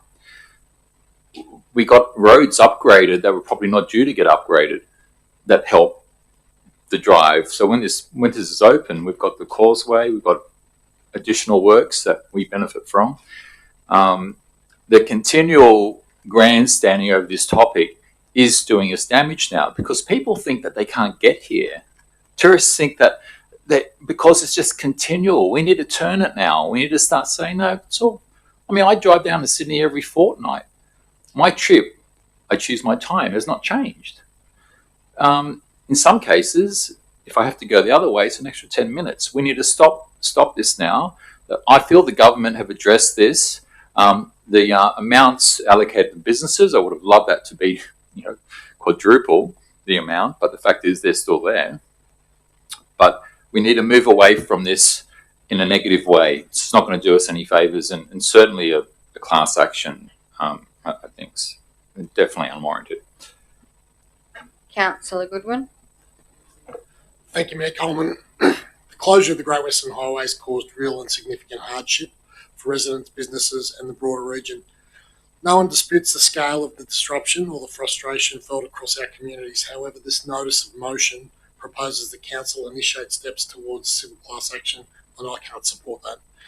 The council is already actively advocating for our community. Management has confirmed that council is working with Transport for New South Wales, the Reconstruction Authority, and multiple New South Wales ministers, agencies to represent local businesses and residents. Pursuing a class action at this time is not a simple or low impact step. Management has advised that initiating this process would require significant office time, external agency, legal advice, internal costs of around about $10,000, which would further costs would be likely, and diversion of resources away from essential services and projects. As stated in the report, implementing this NOM would involve redirecting resources away from the 2025-2026 operational plan, requiring deferral of the projects or programs or a reduction in service levels. This is very risky and very uncertain. Management has clearly stated that a class action may take years. It may not result in a favourable ruling. Council may not have appropriate legal standing, and council could be exposed to reputational risk and financial risk. Council's involvement may create false expectations that we can secure compensation outcomes.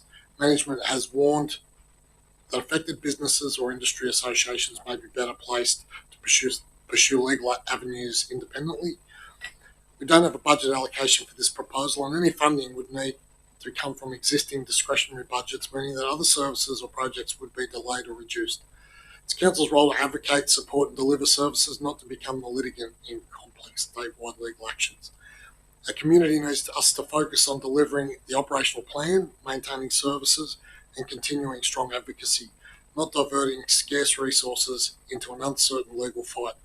I fully acknowledge the hardship caused by the highway closure, but I can't support this notice of motion. Councillor Statham? I do support some of what Councillor Ticehouse has said, Ticehouse has commented on. I'm sure we all know that some of that information is vital. And socially, the recommendation acknowledges the significant disruption being experienced by the residents, businesses and visitors as a result of the ongoing closure of the highway and at Victoria Pass. Council advocacy may help demonstrate support the affected communities. However, council involvement in potential legal action may also create expenditures that council can influence or secure compensation outcomes that are beyond our control. I believe interested parties that are very damaged by this serious situation are required to produce all takings and financial documents. Now, this is something that's causing me a lot of grief, because quite a few people believe that, they've only just started their business, or they've commenced about 6 months before the highway. And of course, there's been very few, only a couple that I know of, that probably have done something positive since this particular day. I don't believe it's going to be very possible for them to isolate these people that, yes, they may not have kept their books very well. Yes, they may not have had a bookkeeper. And they are going to be really damaged if they can't provide bank statements. I don't know whether this is going a little bit further afield, but there are a lot of people out there that may not have total business skills.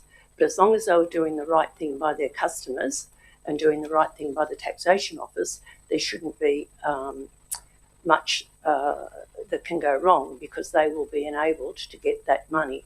However, I don't think the money's enough. I think it's an insult, because this is going to go on for another perhaps a year. And I think that the people that have been damaged a lot may have been starting to get damaged pre this.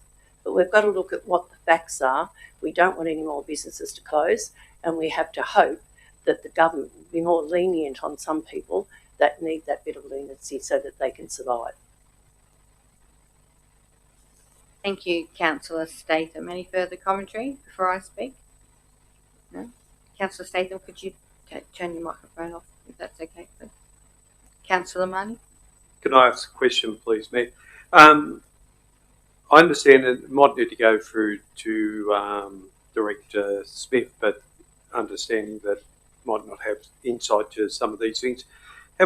Were condition reports completed as soon as possible after the closure of all local roads that would act as secondary detours? Director Smith? So we've engaged Shepherd as a consultant to go around all of council's roads and take periodical roughness and video of them using a special machine called a Rackus that they've developed. I've had experience with that in national parks as well, and it basically shows the road in 2023 and 2026. There's also been road counting going on all of the roads, so I think there is opportunities there to look at getting Shepherd to look at some of these poorer roads that I noticed Bridge Street's got a massive pothole on it as of today, and it's popped up in the last week. So they are falling to pieces. So we need to do something. Councillor Marnie? Just picking up on what Councillor Fredericks was talking to, so that cost impacted on to local government assets. We need to have some pathway to make a claim at the end of the process, I would assume, and I'm getting a couple of nods. So for us as local government, hopefully we'll get some improvement on those. I drive the detour every day. I sometimes drive it 4 times a day, but it's rare. It is a changing quality of road. I've driven on that over the last 5 years or so in recent times. The volume of traffic is the issue on the road, but I have to go to work every day. I don't have a choice, and there is no other way, along with everyone else that commutes eastbound into the Hawkesbury and eastbound into the Blue Mountains and the reverse way. In regard to the crux of this, though, I have concerns about the escalating costs of this, and local government is always seen by people as a soft target. I don't think anyone would do anything, basically for free on behalf of the local government. I don't know whether there's a better entity, if this was the pathway that wanted to do it, whether the Chamber of Commerce, other transport industries, other groups came together and did that. I think there's a risk, and I think what Councillor Ring was talking to, there ain't a lot of dough loose in the joint, and if we suddenly find an escalating cost, we may not be doing anyone a service. I'm reluctant to support it because of that risk. But I, like all the other councillors, acknowledge that everyone down the Hartley Peninsula who have to do the big J-shaped travel to the east are obviously heavily impacted. It's interesting talking to friends in Blackheath who are in retail. People keep telling them that Lithgow is closed. And I agree with Councillor Evangelitis, we've got to get rid of that message. I travel for maybe an extra 10 minutes each day, either way, unless there's a traffic event, if there's an accident. But I generally, 80-90% of my time, I'm travelling to a fixed time. So we've got to get some messaging out there. So then the businesses, by the time the class action is resolved, those that are hanging by a thread, the thread would have withered away and they would have collapsed. I think we need, again, the Mayor, we need to be talking about the conversation in the community, as Councillor Statham rightly points, is that the amount of money that's been provided is not enough. And some of the pathways are convoluted. So I think, again, it's a short-term thing we need to advocate on behalf of businesses. And my memory of the George Street light rail was there was a class action taken and it fell over. And it was, well, that's my understanding. Point of order, they were successful In recently in the last couple of months. Yeah, but it took Okay. 10, 12 years. Okay. All right, well, I accept that correction. In the first stage, I'm just going back to, I know they handed over to a different legal firm and my recollection from the time, but okay, no, I accept that. Thank you, Councillor Tyson. But anyway, that's all I've got to say on it. Thank you. I'm not going to support this either. In 2002, the state government passed the Civil Liability Act, making it almost impossible to sue them for the failure to maintain infrastructure. Yes, the Sydney Light Rail litigation recently was successful, as Councillor Tysus points out, but it took them 10, 12 years, and a lot of them aren't even still there. And the only true winners are those who are the solicitors and the barristers in that space. Yes, we should be provided with ongoing goodwill funding. There's no doubt. Because we are hosting the detour. And it is this councillor group that will continue to advocate for more funding at everywhere. We've all got a job to do here. We all have a different constituency. We all have different people that we talk to. And our role is, one, to continually advocate for Greater Lithgow.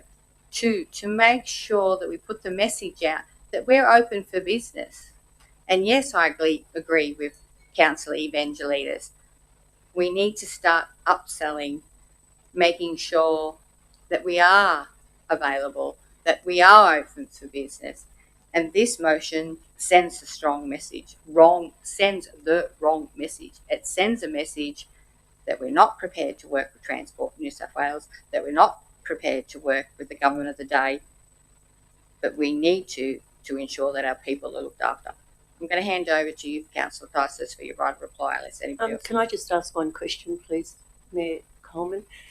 In regards to all the children from the Hartley area in particular that are finding it very stressful, very taxing, they're worn out, they're burnt out, will those kind of families get some relief? Could you please follow that through? Absolutely, Councillor Tyson.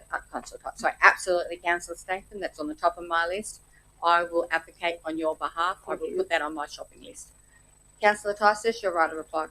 Thank you, Mayor. This council tonight has gone down a burrow that was never asked for it to go down. The management comment is talking about money. If you have a look at the recommendation that council liaise to consider civil class action, I didn't ask you to spend 1 cent. 1 cent is not going to be spent with this recommendation. You've all gone down a path of going nowhere. You put it off because you've got the government on one side and you're happy to help the government. You're not helping the ratepayers, the businesses from here, Blue Mountains, Central West, Oberon, Bathurst, Dubbo, all the way out Central West. They're all going to fail before this opens. It won't be 12 months. It'll be a couple of years. Let's get real. The other issue that's going to pop up is that what happens when the next landslide happens on Victoria Pass? It's not the bridge, but it's a landslide. Just like Walgan, and they say they can't fix it up. What's going to happen then? We've got a double dose. By the time we get around in 2 years when this is fixed and the road's open, there won't be anything here, literally. There won't be anything here. You won't get them back over the mountains. At the end of next year, you can go from Victoria to Queensland without one set of traffic lights. You can't get past Lapston to Little Hartley when the road's open in 2 years. No one's coming here because the road to Queensland is open and the road to Victoria is open. You cut 30 sets of traffic lights, 6 school zones. No one's going to come into the Central West. Not through here. Only for certain things. They'll bypass us. And that's what's happening at the moment. You need to put the strength out there that you're going to represent all the businesses, all the schools, all the parents that are now suffering extra additional costs going nowhere. This motion does not cost 1 cent. You've all gone down a burrow that you didn't need to go down. It says liaise. It says consider. It didn't say spend 1 cent. That's what the recommendation says. You all don't want to. You don't want to embarrass the government. A point of order. I didn't come here to be berated. It costs money because staff have to do something. Councillor Evangelides, I take your point. If you could please stop berating the council. I'm not berating the council. I'm just saying that this management comment is false. It talked about money. It's not the recommendation. Yes, you're talking to liaise and consider. Thank you very much, Mayor. I'm not berating the council. I'm trying to tell you that you need to support the ratepayers, the businesses. Yes, you're doing your right of reply. You're supporting the government. I've got a right of reply. Thank you. Yeah, so continue with that. Thank you. Says nothing about that. Not 1 cent. You go to the Centroc meetings. That doesn't cost you anything extra. The fuel's the same. The people are the same. Why can't you go over and ask them? They're suffering too, and unless we all get together, nothing's going to happen. In 2 years' time, when you open the road, there's nothing to see. You'll be lucky to get from here to Little Hartley. Even though the traffic will go back, you won't be getting any of the traffic numbers that you've got. They'll be going elsewhere. They'll be going up and down the north coast. They won't be coming through here because there's nothing here. There's no businesses in town. They've all closed. They've cut staff. Where's the jobs? By the time this happens, we've got no jobs. It's just you're on the wrong track. Support the recommendation, please. That's the right of reply. I'll put the motion. All those in favour? All those against? The division has been called. All those in favour, please raise your hand. Councillor Smith, Councillor Fredericks, Councillor Tysus and Councillor Statham. All those against? Councillor Coleman, Councillor Goodwin, Councillor Evangelides, Councillor Ring and Councillor Marnie. The motion has been lost. Thank you.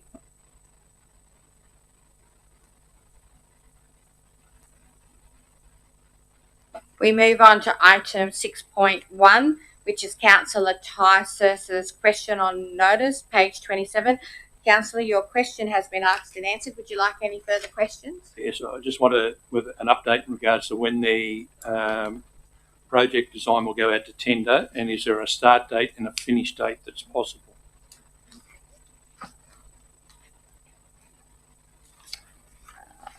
Who would like to answer this? Who answered the question? Brown Scout. So, General Manager? Oh, actually, it's Director Smith. Thanks for the questions. The tender is being prepared at the moment, so we do have a reduced amount of money that we asked for from the Reconstruction Authority. That's been noted, but the specific instruction to the consultants was to design a tender that was innovative so that it can be extracted, or value can be extracted out of the tender. We're expecting to have the tender out within the next 12 weeks. Finish date at this stage? That would have to be developed. It's under development at the moment. It won't be this year, though, will it? Very unlikely to be this year for that amount of money. Thank you. Any further questions on that, Councillor Tysus? Does anybody else have any questions in regards to 6.1? No? Then we move on. 6.2, question on notice, Councillor Tysus. Access to private property off Honeysuckle Falls Road. Your question has been asked and answered. Do you have any further? We move on unless anybody else has any questions on 6.2. No? 6.3, questions and answered. Councillor Tysus, you've got ARIC minutes of 9th of June on page 33. Your question has been asked and answered. Do you have any further? Yes, I do, because question 1, 2 and 3 have not been answered. Can I get an answer to number 1 separately, to number 2 separately, and number 3 separate? Page 33. Let's have a look at that. There's only 2 questions there, Councillor Tysus. Page 33. Questions on the back. Answers are on the back.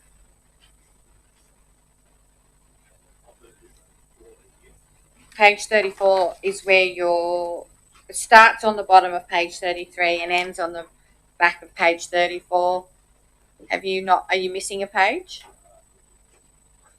Okay. Director Elwood's coming down.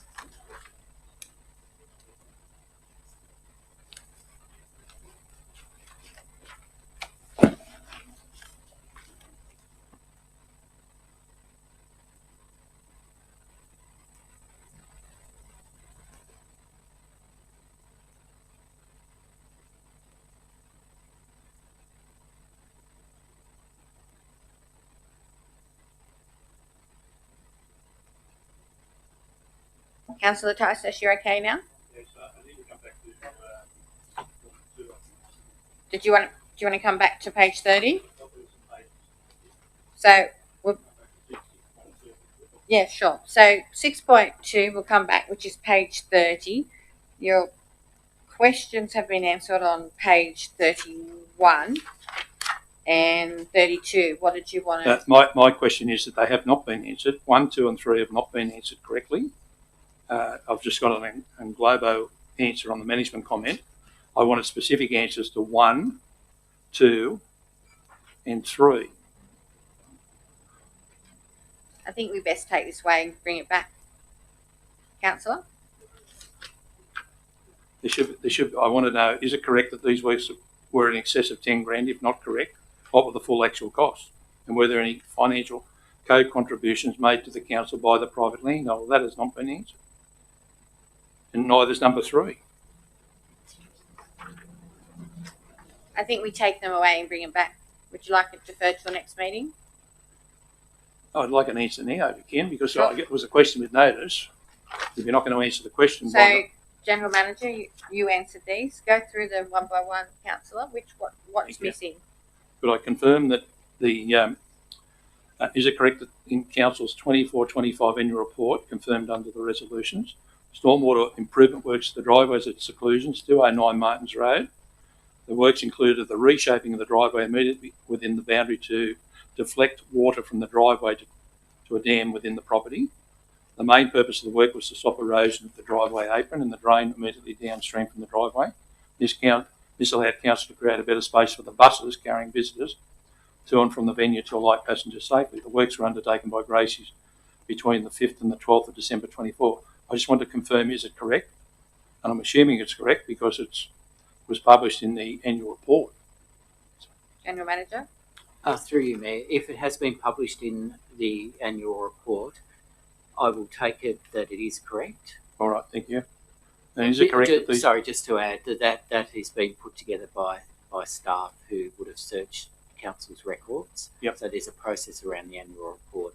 So I can attest to the process to the annual report thank you. being followed. Assuming that, I take that as correct. Is it correct that these works carried out on private land right were in excess of 10 grand? And if not correct, what were the actual full costs, and were there any financial co-contributions made to the council by the private landowner? That's not been indicated. And is it correct that these works carried out on private never went before the council, city council, councillors for their consideration, resolution approval? If not, what was the resolution number and why was it? And why was it and the council's expenses for the private works not published in the annual report? I can't find any minutes or agenda items to cover that issue. This is a long way back, isn't it, Councillor? Can I just ask a question to clarify? We'll let the General Manager answer that, and then I'll come to you, Councillor. I'd have to get back to you on those two. Just generally, a general response was provided because of the resources it would take to answer all of those detailed questions. But if you are specifically asking for responses on question 2 and 3, I'm sure we could do that. Thank you. So, are you happy with that, Councillor? I'm happy for that to be reported to the next council meeting.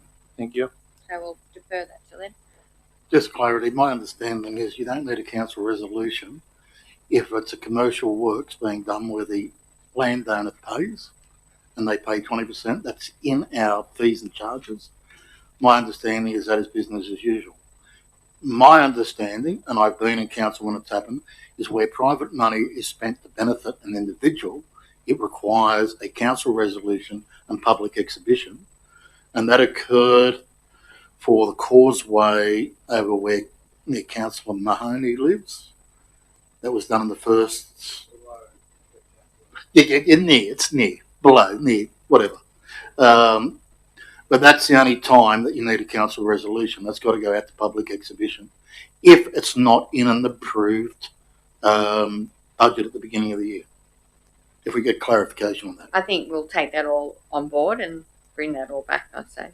Can we, is that correct? Can you answer that? Through you, Mayor, that is correct, Councillor. However, we will answer the specific 2 questions. No, thank you. Back to you, Councillor Tysus. That was No, I'd like to speak, thank you. This is a question on notice, Councillor Statham. No, I'm just having an opinion on something in this report. Yeah, but which one? On page 30? No, page 34. Oh, we're not up to that yet. We've come back because it wasn't satisfied. So we're up to page 33. I understand, Councillor Tysus, your questions on notice. You're happy for that to come back?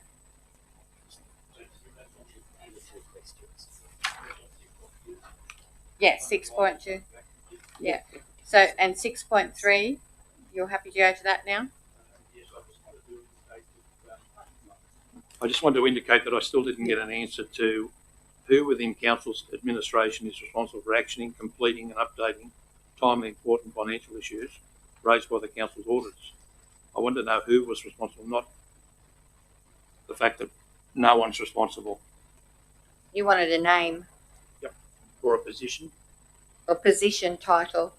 Yeah. I think that was in the report, that was in the attachment. Can that be given or is it confidential?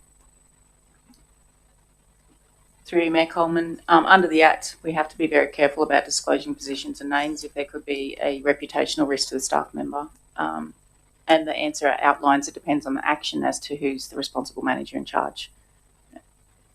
No, that still doesn't answer question one, because I'm talking about the management letters raised by council's auditors. There's each management action will have a different function and a different outcome, which will assign to a different departments, so different managers. So who overall? Surely it must be the general manager. Yeah, Correct. that's correct. Can you just say general manager? Thank you. Yeah. Thank you. Nothing further. So, page 34, Councillor Statham, you had a question regarding this question on notice? You can ask the question, it's not debate.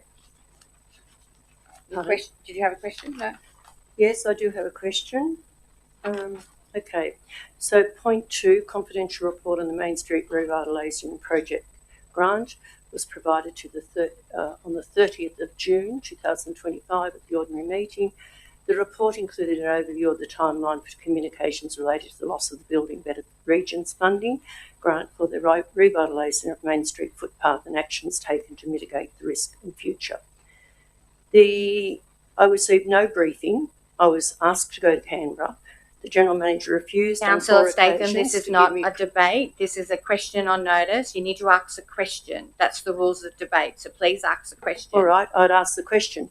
Why on earth wouldn't any mayor going to Canberra to bat for their community give the instructions to the mayor? I don't care who the mayor is.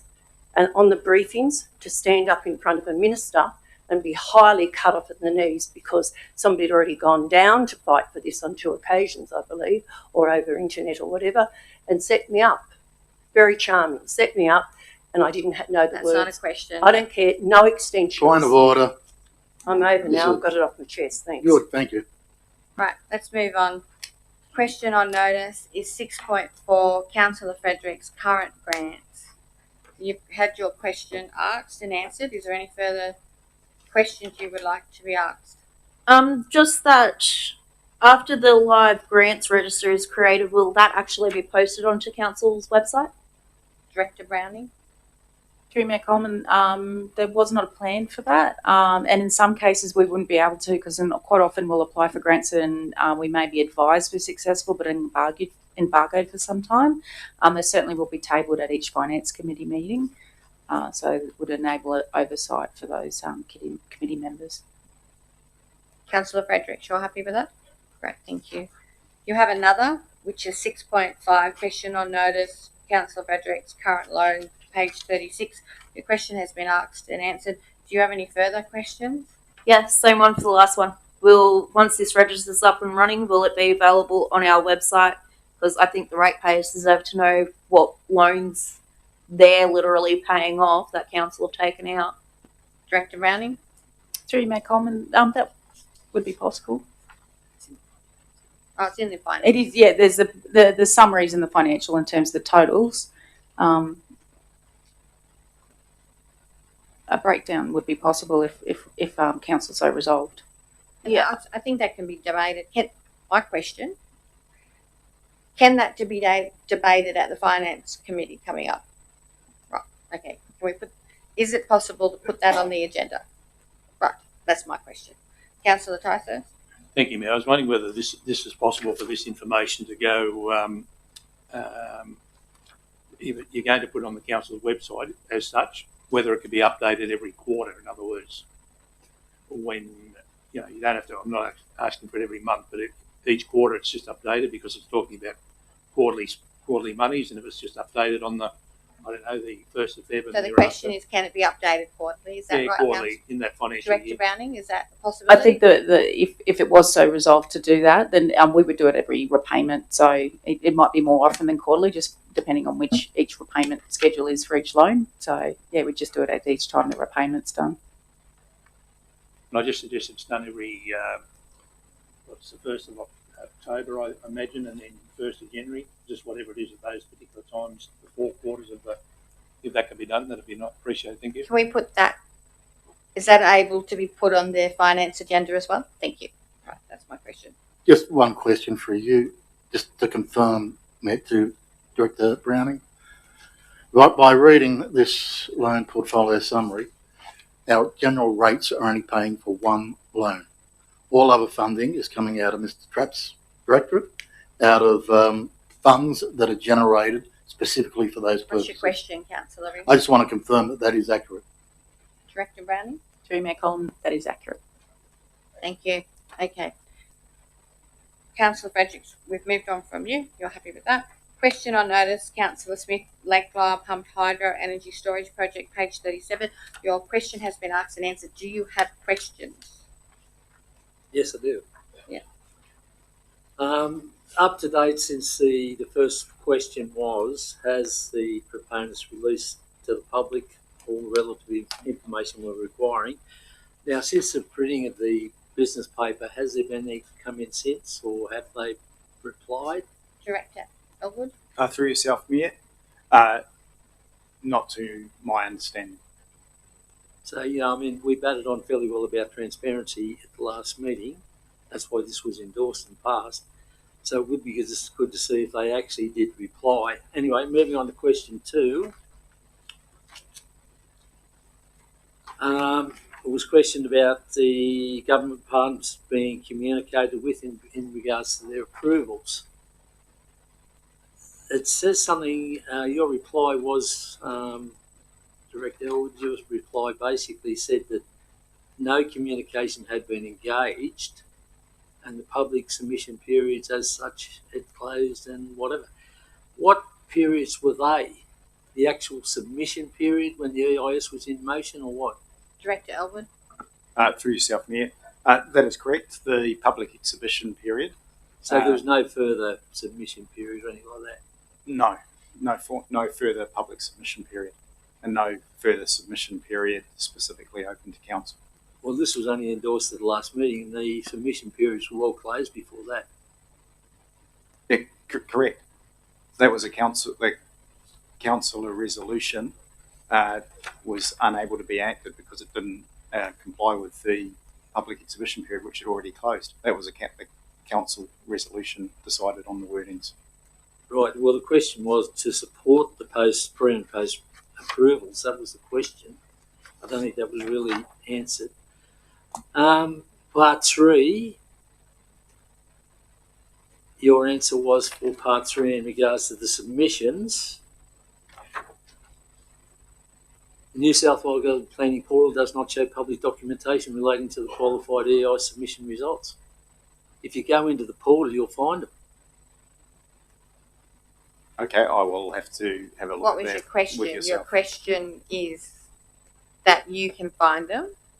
I can find them, for sure. Perhaps you could assist the director after the meeting. I've got a bag full if he wants to read them. But the question was, it wasn't answered the way I said. Have they checked these submissions out, giving the results? It says it does not show on public document. It was wrong. Right, question 4, we'll move on. As far as the operator of Lake Lyell, that wasn't meant to the operator, that was meant in general for anybody that will move on to take this job over. Or not only take over, or presently engage with what the movements are on the present time frame now is with all the stuff that's occurring, with all the sort of actions that are occurring in regards to the project.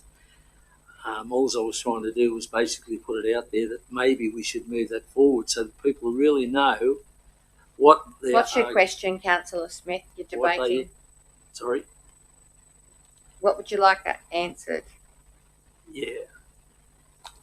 Would they have moved it forward so that everybody knows the full implications of the project in case they wanted to move on with that? So what's your question? To move it forward. What are you moving forward? Well, it says here in the reply that this engagement would not occur until 27th, January 27th. It was a minute and it was passed.